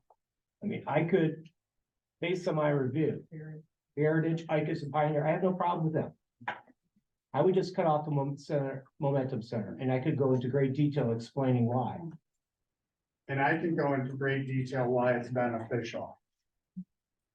Okay, I could show you my proof, you show me your proof. And Can I just get something else out, because I think it's sort of kind of the middle ground here to some degree, if that exists. I did go to ICUS. I've heard about Heritage and Pioneer, and I would tell you that I think those are a more traditional model for social rec. And Momentum Center is not a traditional model. So I think it's why it gets attention, and it got attention far before the vote on all of this. Because it's different. I was incredibly impressed with ICUS and Indian Trails. And I've heard no concerns from the constituents. The Momentum Center, because of its mixed milieu, the constituents are concerned. And that's why I would like to hear more from the millage steering committee to find out what their thoughts are. And it's not about funding, it's like, Momentum Center is not gonna go away if we change, if the millage steering committee determines that they wanna fund it differently. I'm saying that the millage funding committee was developed for the next millage. To develop it for the next millage. I'm saying that these people, all 4 agencies, have agreed to the previous expectations. They've all met those. Granted, there are people who don't like some of the things they do. Well, there are people that don't like things that are being done all over the place. Of course. There's a social recreation programs are specific to IDD population. Momentum Center gets the largest amount of money that way, and we don't know necessarily, I'd like to learn. Dedicated to IDD, IDD, social recreation, yes, dedicated dollars for IDD basically. I looked it up to verify, but those programs are designed specifically for the IDD population. Okay, I went and spent a day there and we had a mixed group of people. I can tell you the people with mental illness were helping the people that were IDD. There was they were playing bingo. It was a great interaction. If we just sit and go and talk to Barbara, we're not seeing what's really going on. There was a group playing bingo. There was a group doing arts and crafts. There's a group. I had a parent come up to me yesterday and say, her IDD student would be lost without that because he does not have social activities. So we're going to separate because some people don't want integration of people. We all grow from people that we are with. They're growing, the IDD people, the people with mental illness, and the people, and I didn't see anything with a drug addiction, but I couldn't tell you because it didn't matter. They all were there together, helping each other. So if we want to cut that out, then But I don't even think that's really necessarily. yes, it is, that there was a big talk about integration. We heard it tonight. We've heard it from board members. But the $290,000 that they're budgeted. They're running two programs. Are those for two? Is that for two programs or social rec? That's why I want to learn more out of the millage steering. But they've agreed to it. They followed what the recommendations for the first were. So we're going to change contracts in the middle of the stream. Well, one of the things, I guess, Terry, that is unique here is that when you look at our board, how many new people do we have since we have been approving the social rec programs that have Myself been included. supported? Yeah, right. But what I'm trying to say is that we also have to have respect for our fellow board members who might need more information than we do. I just don't think we can do it in a month. That's what I'm saying. Extend it to the end of the fiscal year, which is what? When is, October, yeah, end of September. there could be lots of diving in and not just superficial and what I feel. Because I don't agree with Barbara's presentation, or I don't agree with this part of it. And then make up new rules for the next time. Yeah. So, as the designated board member of this committee, I don't think, I think we'll meet on Wednesday. We will assess that data. I do question whether we will be able to process it enough with everybody at the table to come to a decision that we can come back to this board with in January. Barring that not happening, I also agree with the fact that it is for all of the other three social rec programs to operate with a much higher budget. They can possibly absorb that a little bit better. However, we are providing operational funding for them. It's not fair to them to put them on short rations as well. In lieu of a 9-month extension, I would propose that we do a 6-month extension because while a 3-month extension might get us, we all seem very invested in this process. And I feel very strongly that if that's the case, then the millage steering committee needs to tease it out as far as it needs to. I can tell you from my own experience that the amount of data that we've been like trying to gather and then process has been larger than perhaps might have been expected. And the questions that have come up from that have been, taking us in directions that we might not have necessarily wanted to go. So rather than a 3, maybe not a 9, how about a 6? And that will give there should be no reason by the end of that period to not have come to a decision, if not come to one before. But at the very least, all 4 organizations have operational budget so that they don't have employees worrying about where they're going to be come spring. That seems to be enough. It seems to be a reasonable middle road. Not even spring, it's worried about next month.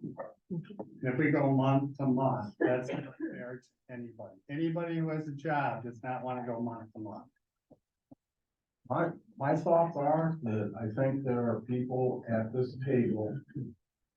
Dad is not gonna change their mind. Okay, it doesn't, that's. Actually, I heard some really good Okay, things out of Barbara. please let me keep No, but I going. just want you to know. I heard some Okay, good things. I don't think that, there is an underlying theme that I keep hearing about this attempt to indoctrinate people's lives. Yes. That they're secretly turning them into socialists or communists or something. And it's like, come on, people. I just gotta say it, people, these are adults. They should be making their own decisions, okay? you can't, you know, I don't know what we're trying to do here, but it is a best practice in mental health to provide psychosocial rehabilitation services to this population of people. It's a best practice. That means it's been proven, it's been studied, there's been double-blind studies behind it. So we can come in with our theory of what's going on, and it's not backed up by science.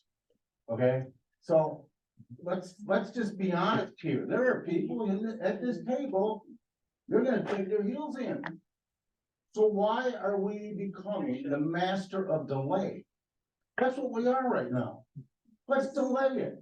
If you had questions, then why didn't you go over there and ask them? Okay, so we're done. I went there a couple times. So I don't know. I just feel like we're stringing things along and not doing what we're.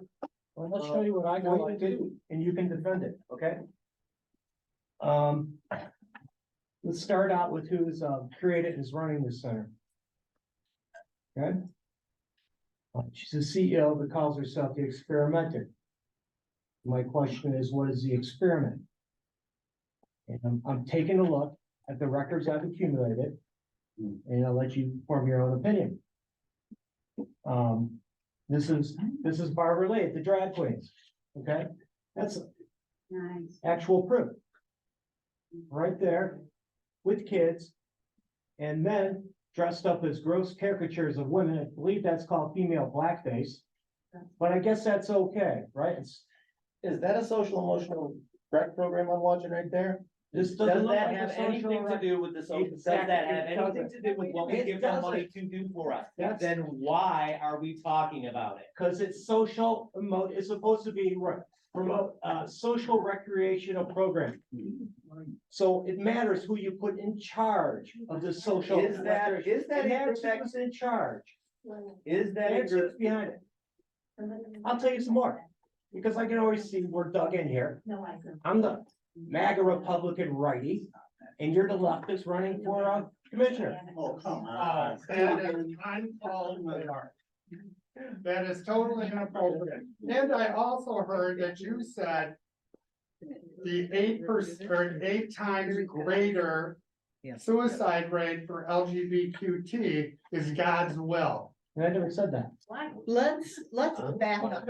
We have a motion on the table. You don't wanna hear the evidence?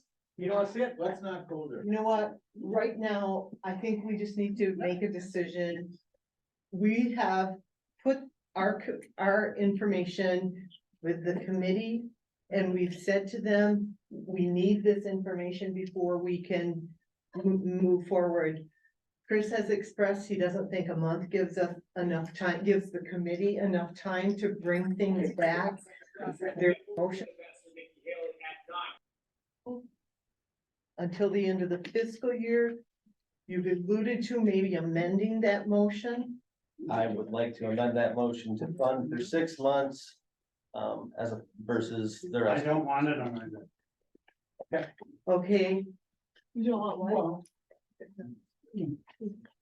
so according to Robert's rules, when there's a motion on the table and it has been supported, we've had discussion on the motion. Yeah, there's a suggested motion to amend. There's not been a second to that. So right now, the motion stands is to, I wrote the motion, excuse me, to fully fund all 4 social recreation programs through the end of fiscal year 2024. That's the current motion. We need some clarity and some information here. I really truly do. Social rec is for IDD population, correct?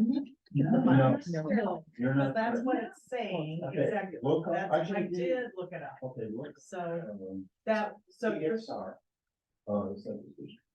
In best practice. I looked at it today. yeah, I looked at it for, I did too. All right, no, fine.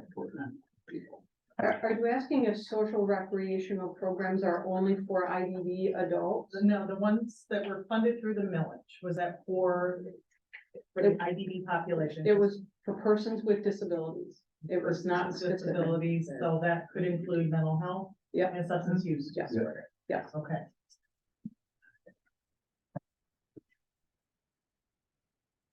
You track by population? How many people are seen in each one of these programs? Yes. And so it's like $290,000 they're given to Momentum equivalent to the number of people that they see, or if it's ICUS or Heritage or Pioneer. They're serving by far the most amount of people. Are some of these questions going to be That's what I was teased out hoping. more by the committee? Is That's that what I will was we, hoping will for. we get that information? So that's probably will answer, Gretchen, some more of your questions. So right now, is there a second to amending? Oh, I mean, amendment, I'm sorry. Is there a second to amending the approval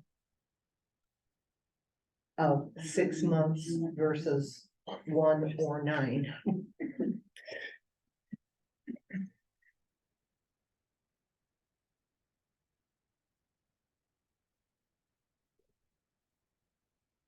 Are you doing Chris's one? Yes, Chris is amendment. There's no support. There's no support. So that can I do this part? I don't think so. Okay, so the original motion that was made and seconded. We're gonna go to vote. Let me ask you a call. This is on Terry's. Ms. Funds? What am I voting on, just to make sure I get this straight? We're voting on extending the social rec contracts till the end of the fiscal year. And I guess that's going to give the committee until the end of the fiscal year. Otherwise, they expire effective September 30th. They expire, right? Okay, so the motion is, To extend till September 30th. so this suggested motion was amended. No, I made a different motion. That was the suggested. Yours is a fiscal year. Yeah, State what it is. yeah. Patricia, could you thank you. To fully fund all 4 social recreation programs through the end of fiscal year 2024, which will be September 30th, 2024. Can I just say something? I guess Chris said it well. Steve and I sit with Chris on the renewal committee. And honestly, we've only met 2 times in person. We had a lot of stuff to have to go through, and Lynn did a fabulous job just giving us the history of the whole thing. That took 1 whole meeting just to understand the history of how we got to the place of the millage. And that's where we learned about the navigators. And we've had I actually really enjoyed the 2 meetings that we had, but when there's so much to go through and so much to learn to understand, and the 3 of us had big family issues last month. That happens, right? We know that life happens. And so I feel like you're not giving the committee just the time to let them finish it up. So let us meet on Wednesday. You're probably right, Chris, that we won't come back with a decision, but we might. I don't know. Just let us do it on Wednesday and see what we come up with. I don't feel right moving it to fiscal year, but I also don't think 3 or 6 months would be bad if we can talk to the full committee. There's just a lot to process and figure out.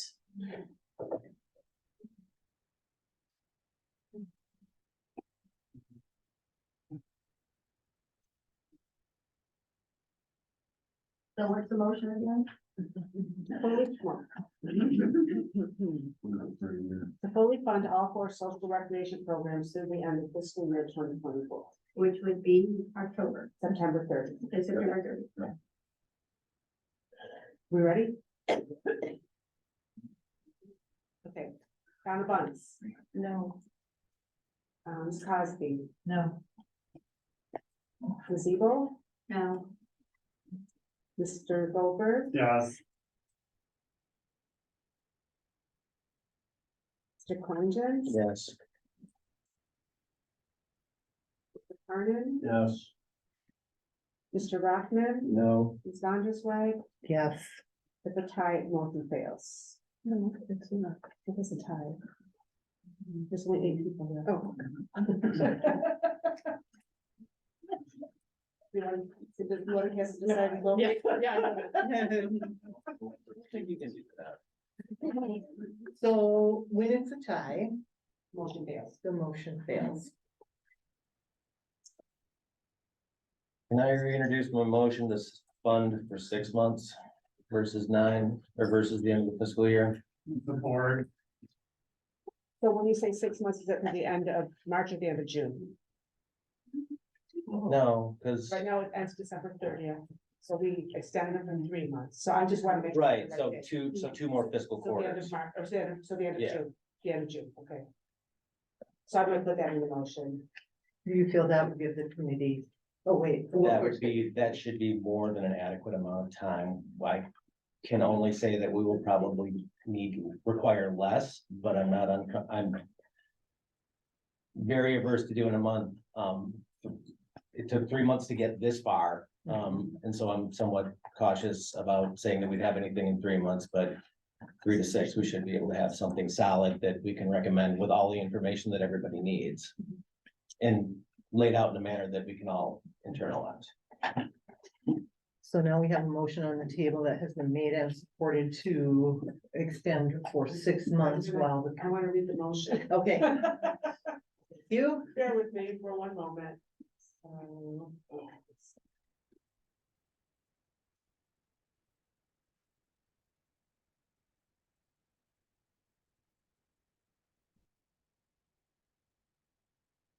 all right, the motion, made by Chris.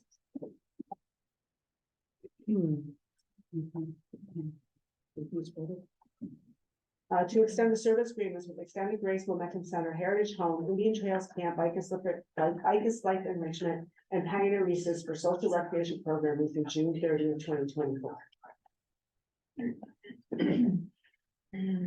Hold on one second.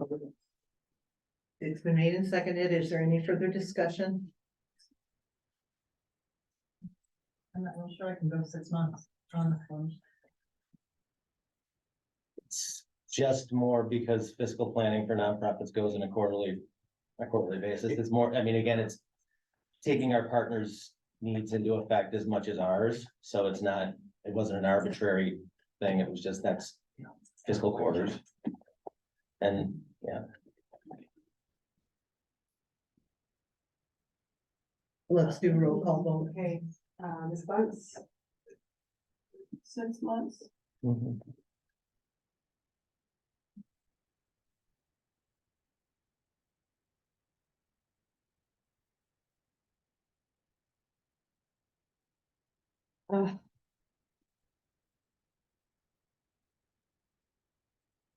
Yes. Ms. Crosby? No. Ms. Ebo? No. Mr. Grover? Yes. Mr. Pine. Yeah. Mr. Carnan? Yes.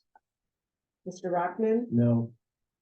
Ms. Donaldson? Yes. Motion carries.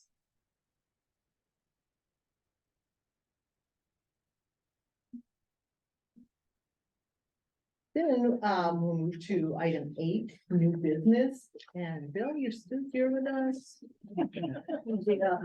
He's going to talk us through service contract.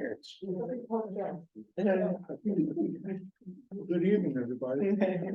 I'm here to request your support to move forward with the United contracts. First of all, I heard one page is done for y'all. Nice.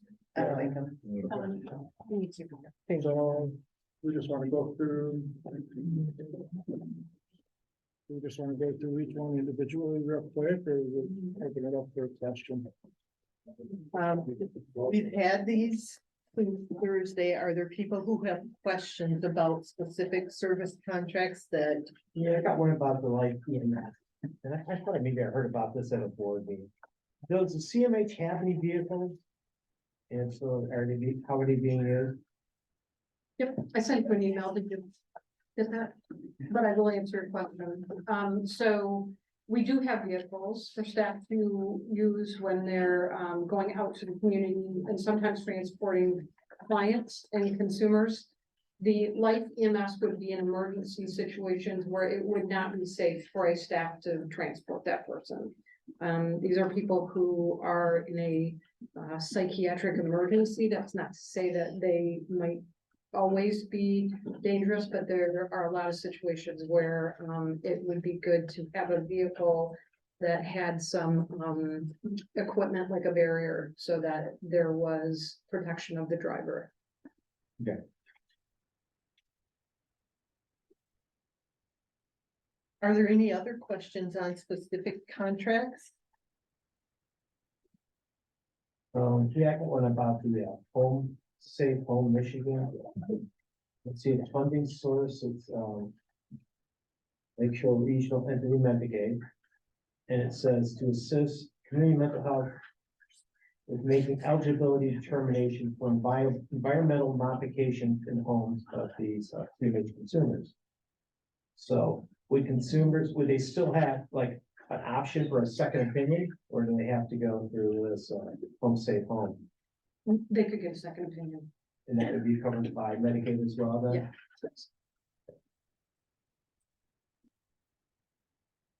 Bill, is there anything that you feel you should bring to our attention? No, hopefully I did a good job on the front pages. Got through everything. Yeah, these are not on road. Pretty straightforward ones. Okay.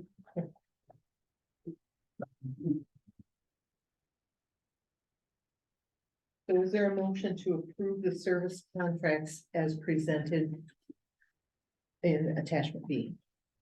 So move. Is there support? Support. Okay, it's been moved and supported to approve the service contracts. All in favor, please indicate by saying aye. And opposed, same sign. Thank you. Then, Amy, you're still with us too, thank you. Oh. We have financial statement, we're on attachment C. Okay, so first, presenting on the mental health and activity fund. Financial activities through the end of November. Revenues and expenses are in a healthy position. We're about 10% spent, with a target of 17%. We have a general increase in that position, just over $3.5 million. Healthy activity and in November, which kind of makes up for, the slow start in October where we're billing and working on a lot of our prior year payables still.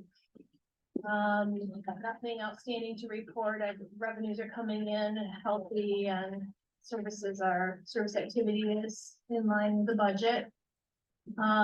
As for the millage and grants fund, same thing. We are about 24% spent to a target of 17%. That's pretty much contributable to the contractual services that we have one-time payments for at the beginning of the year for like specialized residential agreements and things like that are paid out of the millage.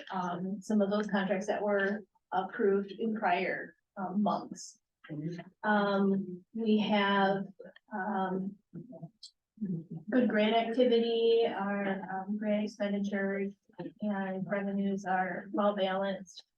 Total Medicaid revenues budget to actual through November 30th, we're a little behind, about 330,000, primarily due to our monthly payments were hitting the general ledger on December 2nd, so they weren't recorded with the same statement.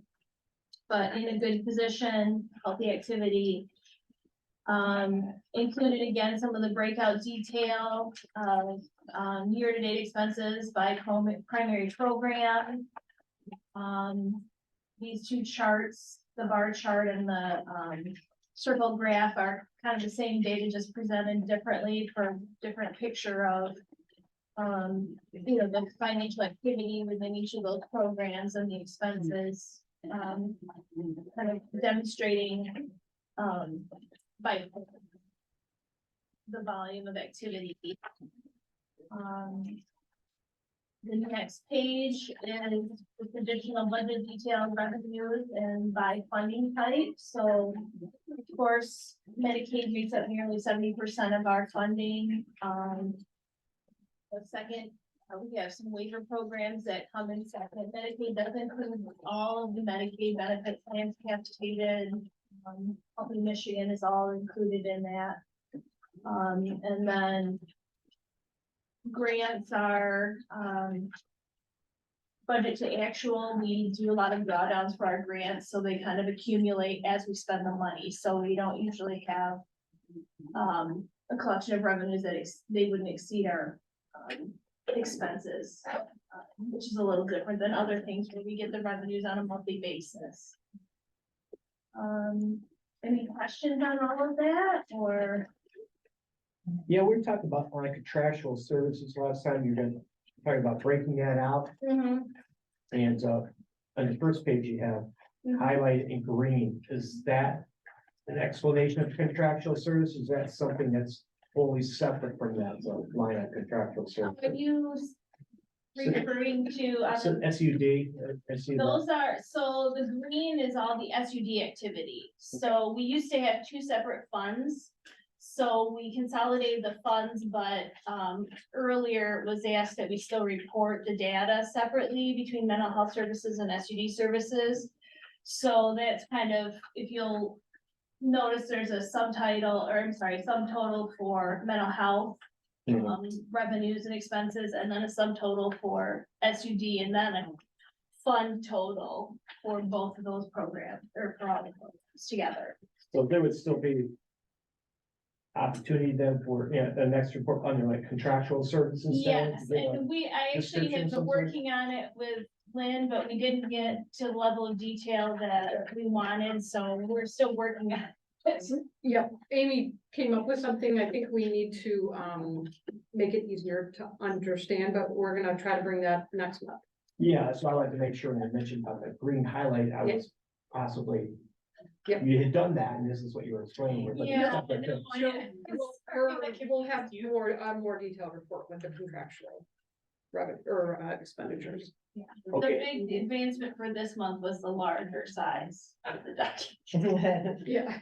Okay, and as far as these numbers that we have, for over, under budget, I mean, we really don't have any hard numbers for the year. I guess when you have to wait till September 30th, so you can really look back on 2023 or 2024.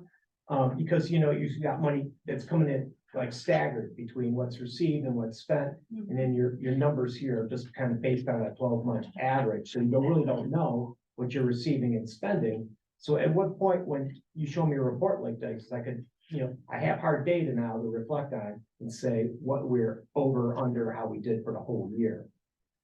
So at an annual basis, it would be in February when we consolidate our final financial report, that we have a financial statement that we submit to the state, and that gets audited by our auditors prior to that. So we will be sharing that in January, February. But that, from a big picture, that's where we get the balance of what we received, receivables, and what we paid as expenditures. So this is, year-to-date actuals.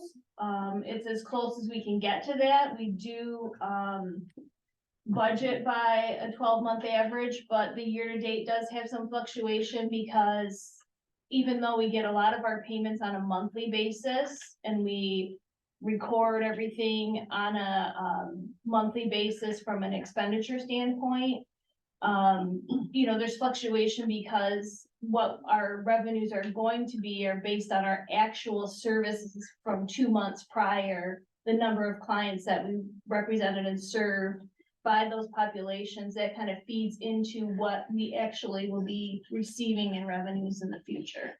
So by February, then I'll have a report. I can say this is For what 2023 looks like. Yes. Yep. Okay. Yep. We're putting that all together now, so we're still, our final reporting of encounters to the state is next Thursday.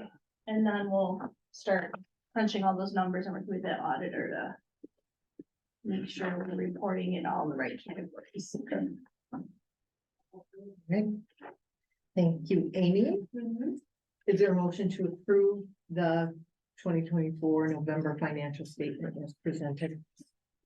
I'll move. Support. It's been moved and supported. Is there any further discussion?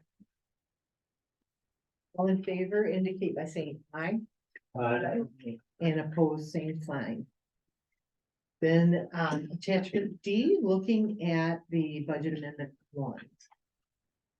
Okay, so we have a budget amendment for 2 grants, an extension of the flat grant, through March 14th, the $144,794. This is for our crisis intervention team. We received an extension of a grant that had been ongoing, and that will go through March. So that's, part 1 of the budget adjustment. The second is $57,911 for the diversion interventions from boundary spanners, our DIBS grant. This is carryover funding from fiscal year 23 that was approved to carry over into this next fiscal year. We didn't spend it last year, so we were able to carry that forward. And those funds will be available through April of 24.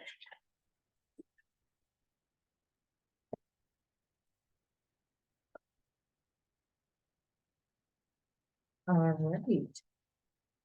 Is there a motion to approve the budget amendment number 1 as presented? So moved. Or been moved and supported. Any further discussion or questions? All in favor, please indicate by saying aye. Aye. And opposed, same sign.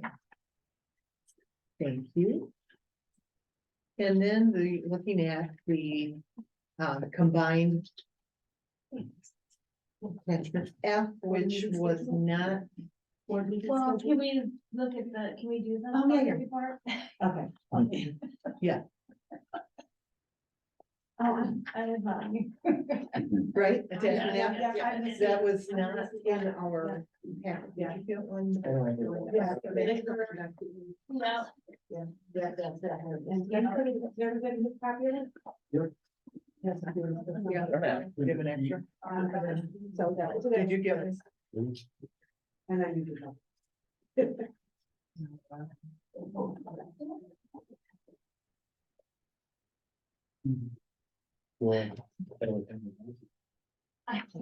Yeah, I know.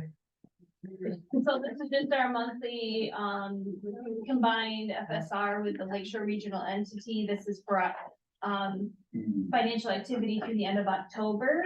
And for informational purposes only, the field note from Ottawa County, like I mentioned, we had healthy revenues over $4 million with just general expenses under, around 650,000. So, kind of that first month is slow start, but, we did establish a healthy base so that there's no issue with cash flows or anything like that.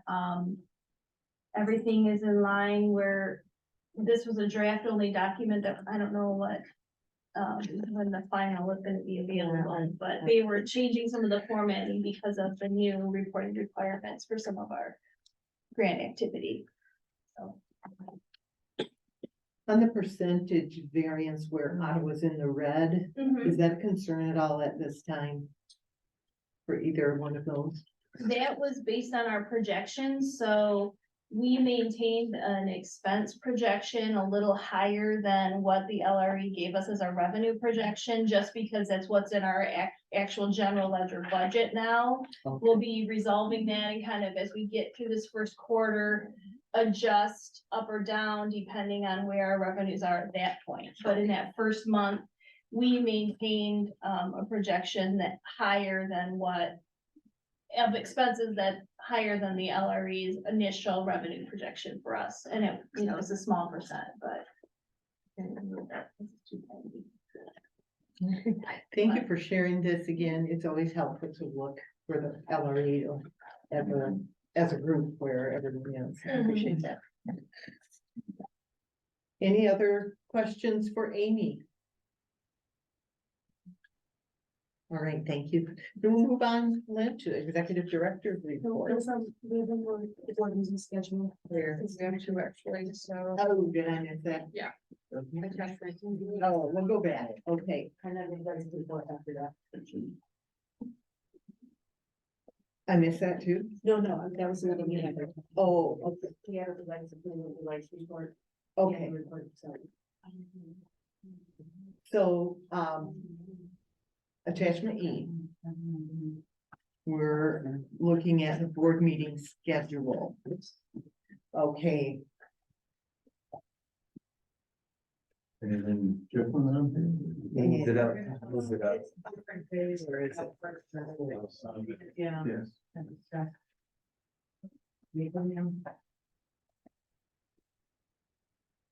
and this was, what Kyle had asked. No, so this is just our regularly, we bring this to the board, prior to the calendar year start. So all we're doing is asking for the approval of the board meeting schedule Okay, as presented in the. This doesn't have anything to do with Kyle at the moment. okay, But we have to, this board through, I believe, both the contract and the mental health code has to approve the budget or the schedule for the board meeting schedule for the coming year prior to January 1st, because it has to be posted. Okay. on the- has to be Okay. posted on January so 1st. if we were to, per Kyle's request, consider a different day, how do we do that after we've already approved I'm this? not sure. I'm wondering if we're gonna do that, I would think you'd probably better to do it before we approve Well, we can amend it. As long as you're giving enough notice publicly, it should be okay, right? Because we need to do this before January 11th. So hearing the discussion, and all of you received the email from Kyle where he said Monday, Tuesday, Wednesday do not work for him. And these are all of the Mondays as we have scheduled regularly over the last few years. It seems like we would need quite a bit of discussion and all of our members present to be able to look at changing the date, given that we need to approve this prior to January 1. And there's a potential to amend it if we do decide to switch dates. Is there a motion to approve the meeting schedule as presented in attachment E? Support. So moved and supported. Is there any further discussion? Lucy? Yes, I always have to leave early because I work. We did move the time up. Did you notice that? Yes, I did, but I don't, I mean, I'm looking at the time right now I know. and meetings have to go longer every single time we meet, it seems like. Mhm. So I don't even, I didn't even know that just kind of adding 30 minutes ahead would probably not. They'll probably have to leave early, not unless we do it in the morning or 11 or something, or a different day. Mhm. Yeah, because Monday, Tuesday, and Wednesday would not work for me either, so if this was the time. So, Mhm. kind of I would probably have to continue to leave early, and that's why I always leave early. Yes. And today was an exception because, I called in sick, I didn't call in sick, but I just called in. Somebody else take my time, so I literally have to leave by 4:15. Okay. So, I wonder if we can approve this knowing that we're, because of Kyle's schedule. we're Yeah, gonna look and at without different everyone days. here, it's hard to And it have really that could- discussion. Yeah, What we were already talking about amending is coming back with everybody here and talking about. correct, scheduling. right. Mhm. Yeah. Yeah, Maybe well, dates and times I was anyway. just having a discussion. Right, right. Not saying they So- can't change the day or anything, but. We did, you weren't here, I think you had already left when we talked about the 2 o'clock time Mhm. and decided to wait until this came out. So I think we'll stay with that, with the 2 o'clock time, and then know that we will have a bigger discussion when everyone is present. Okay, I'm okay with that. thank you, Lucy. Any other discussions? Yeah.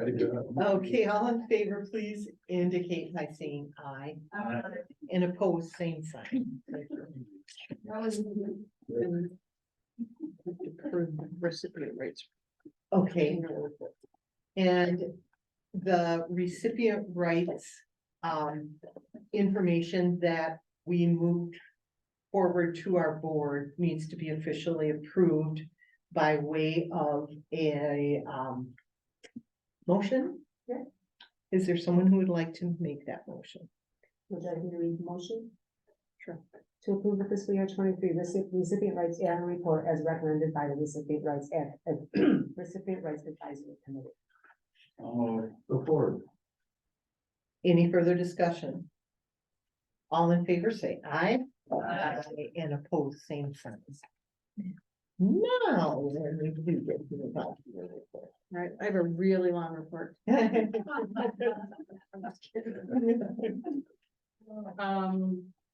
this is the longest CMH board meeting we've ever had. That's So up there. cool. So, yeah, Yeah. there you go. And all the times I've been here, yep. Yep, so, as I've reported the last couple times, we are still keeping a very close eye on the Medicaid unwind, that re-enrollment process, because it does impact our revenues. At the region, they are noticing that, the enrollments and the revenues coming in are declining. We have reached out to Michigan Department of Health and Human Services and expressed our concern. We're not the only region that has those concerns. I will just keep you up to date on where we're at with that. From the Lakeshore Regional Entity, we received notice that our annual site review has been scheduled for February 5th through the 9th. That's a pretty extensive review of a lot of the work that we do. So there are desk audits, reviews of various committee work, and clinical chart audits and credentialing audits involved in that. We usually do pretty well on that. I anticipate that we'll do the same this time around, but I certainly will let you know the results of that when I get them in. From community mental health, I say this every time, but staffing continues to be a concern. We're up to 14 positions vacant. We did hire a new IT program supervisor, Tony Benjamin's, working for the county right now over the health department. We did not recruit him, but he's coming over. I think it's going to be a really good fit. We're losing one of our family services program coordinators, Sandy Stasko, will be going to the Lakeshore Regional Entity as the clinical director. So her position is open. As far as recruitment, I think I let you know that we are working on some videos, and those are almost finished up. They're intended to be posted on our webpage and our social media, just some short staff interviews of why it's a good idea to come and work for us. We've already talked about the millage steering committee. Our next meeting is this Wednesday. We will continue that work that we've started out, first with the social rec programs on doing what I hope to be a quality assessment and review so that we can come up with some recommendations for this full board. I did want, at our last board meeting, Gretchen, I think you had asked about any status on that change in schedule for OAC, and if we were being contacted at all. We have had some families reach out to us asking for some additional programming, and as they're coming in, we've been addressing those requests through person-centered planning. The school is aware that we could be a resource for some of these families, and they also know how to refer to us. If you're hearing from families that they're having issues, you can certainly point them in our direction and we will try to help them out. And that's all I'm gonna go over today. Trying to get us out at least before 7 o'clock. And I did want to say finally, I hope everyone has a happy holiday, and drive safely in this weather. We had our staff get together on Friday, and I think it was probably one of the best attended parties we had. It was potluck and all of the food was eaten. We've never had this. Wow, So, yeah. yeah, I never had that.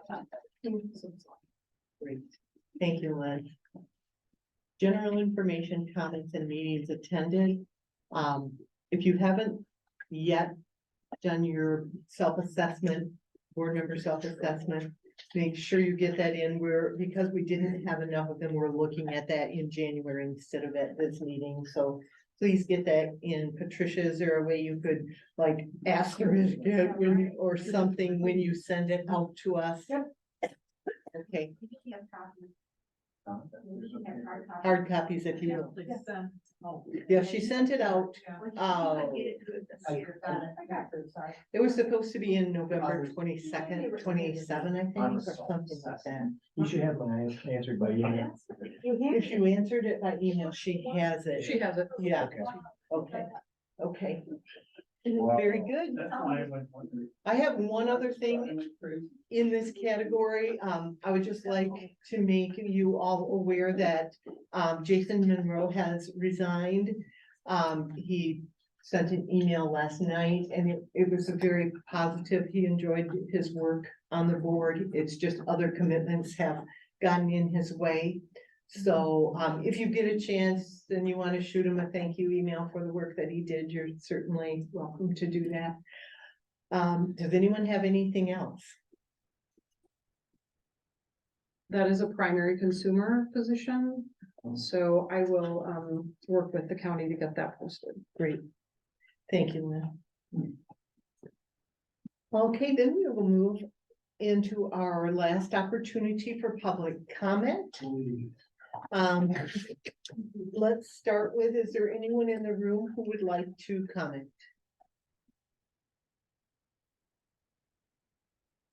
I'll be short. Barbara Lee Van Horsen from the Momentum Center in the city of Grand Haven. I want to thank the board for extending the funding and providing enough time to do ample research. I welcome that research. I welcome those questions. There were too many accusations levied against the center and against me personally tonight for me to be able to address those in 3 minutes. But I also want to address those. I urge and encourage people to contact me, Barbara@momentumcentergh.org. I want to answer those questions. I want to have those conversations. And I'll close by just saying that clearly there are many needs in our community and a need for us all to work creatively and collaboratively with each other in order to meet more of those needs. Depriving people of services and denying them the gift of caring community serves no one and can do immeasurable harm. Thank you. Is there anyone else in the room who has a comment? Rosalie Oster Holland. I just wondered if Lynn's information about the Iowa County School Network would be, her presentation will be in the meetings or in the packet or. We could probably watch it again, but. Yep, I'll see what I can do in a minute. Thank you. Thank you. Anything else from anyone here? Anyone on the line who would like to make a comment? Anyone indicating that they care to, in a second, see somebody on the.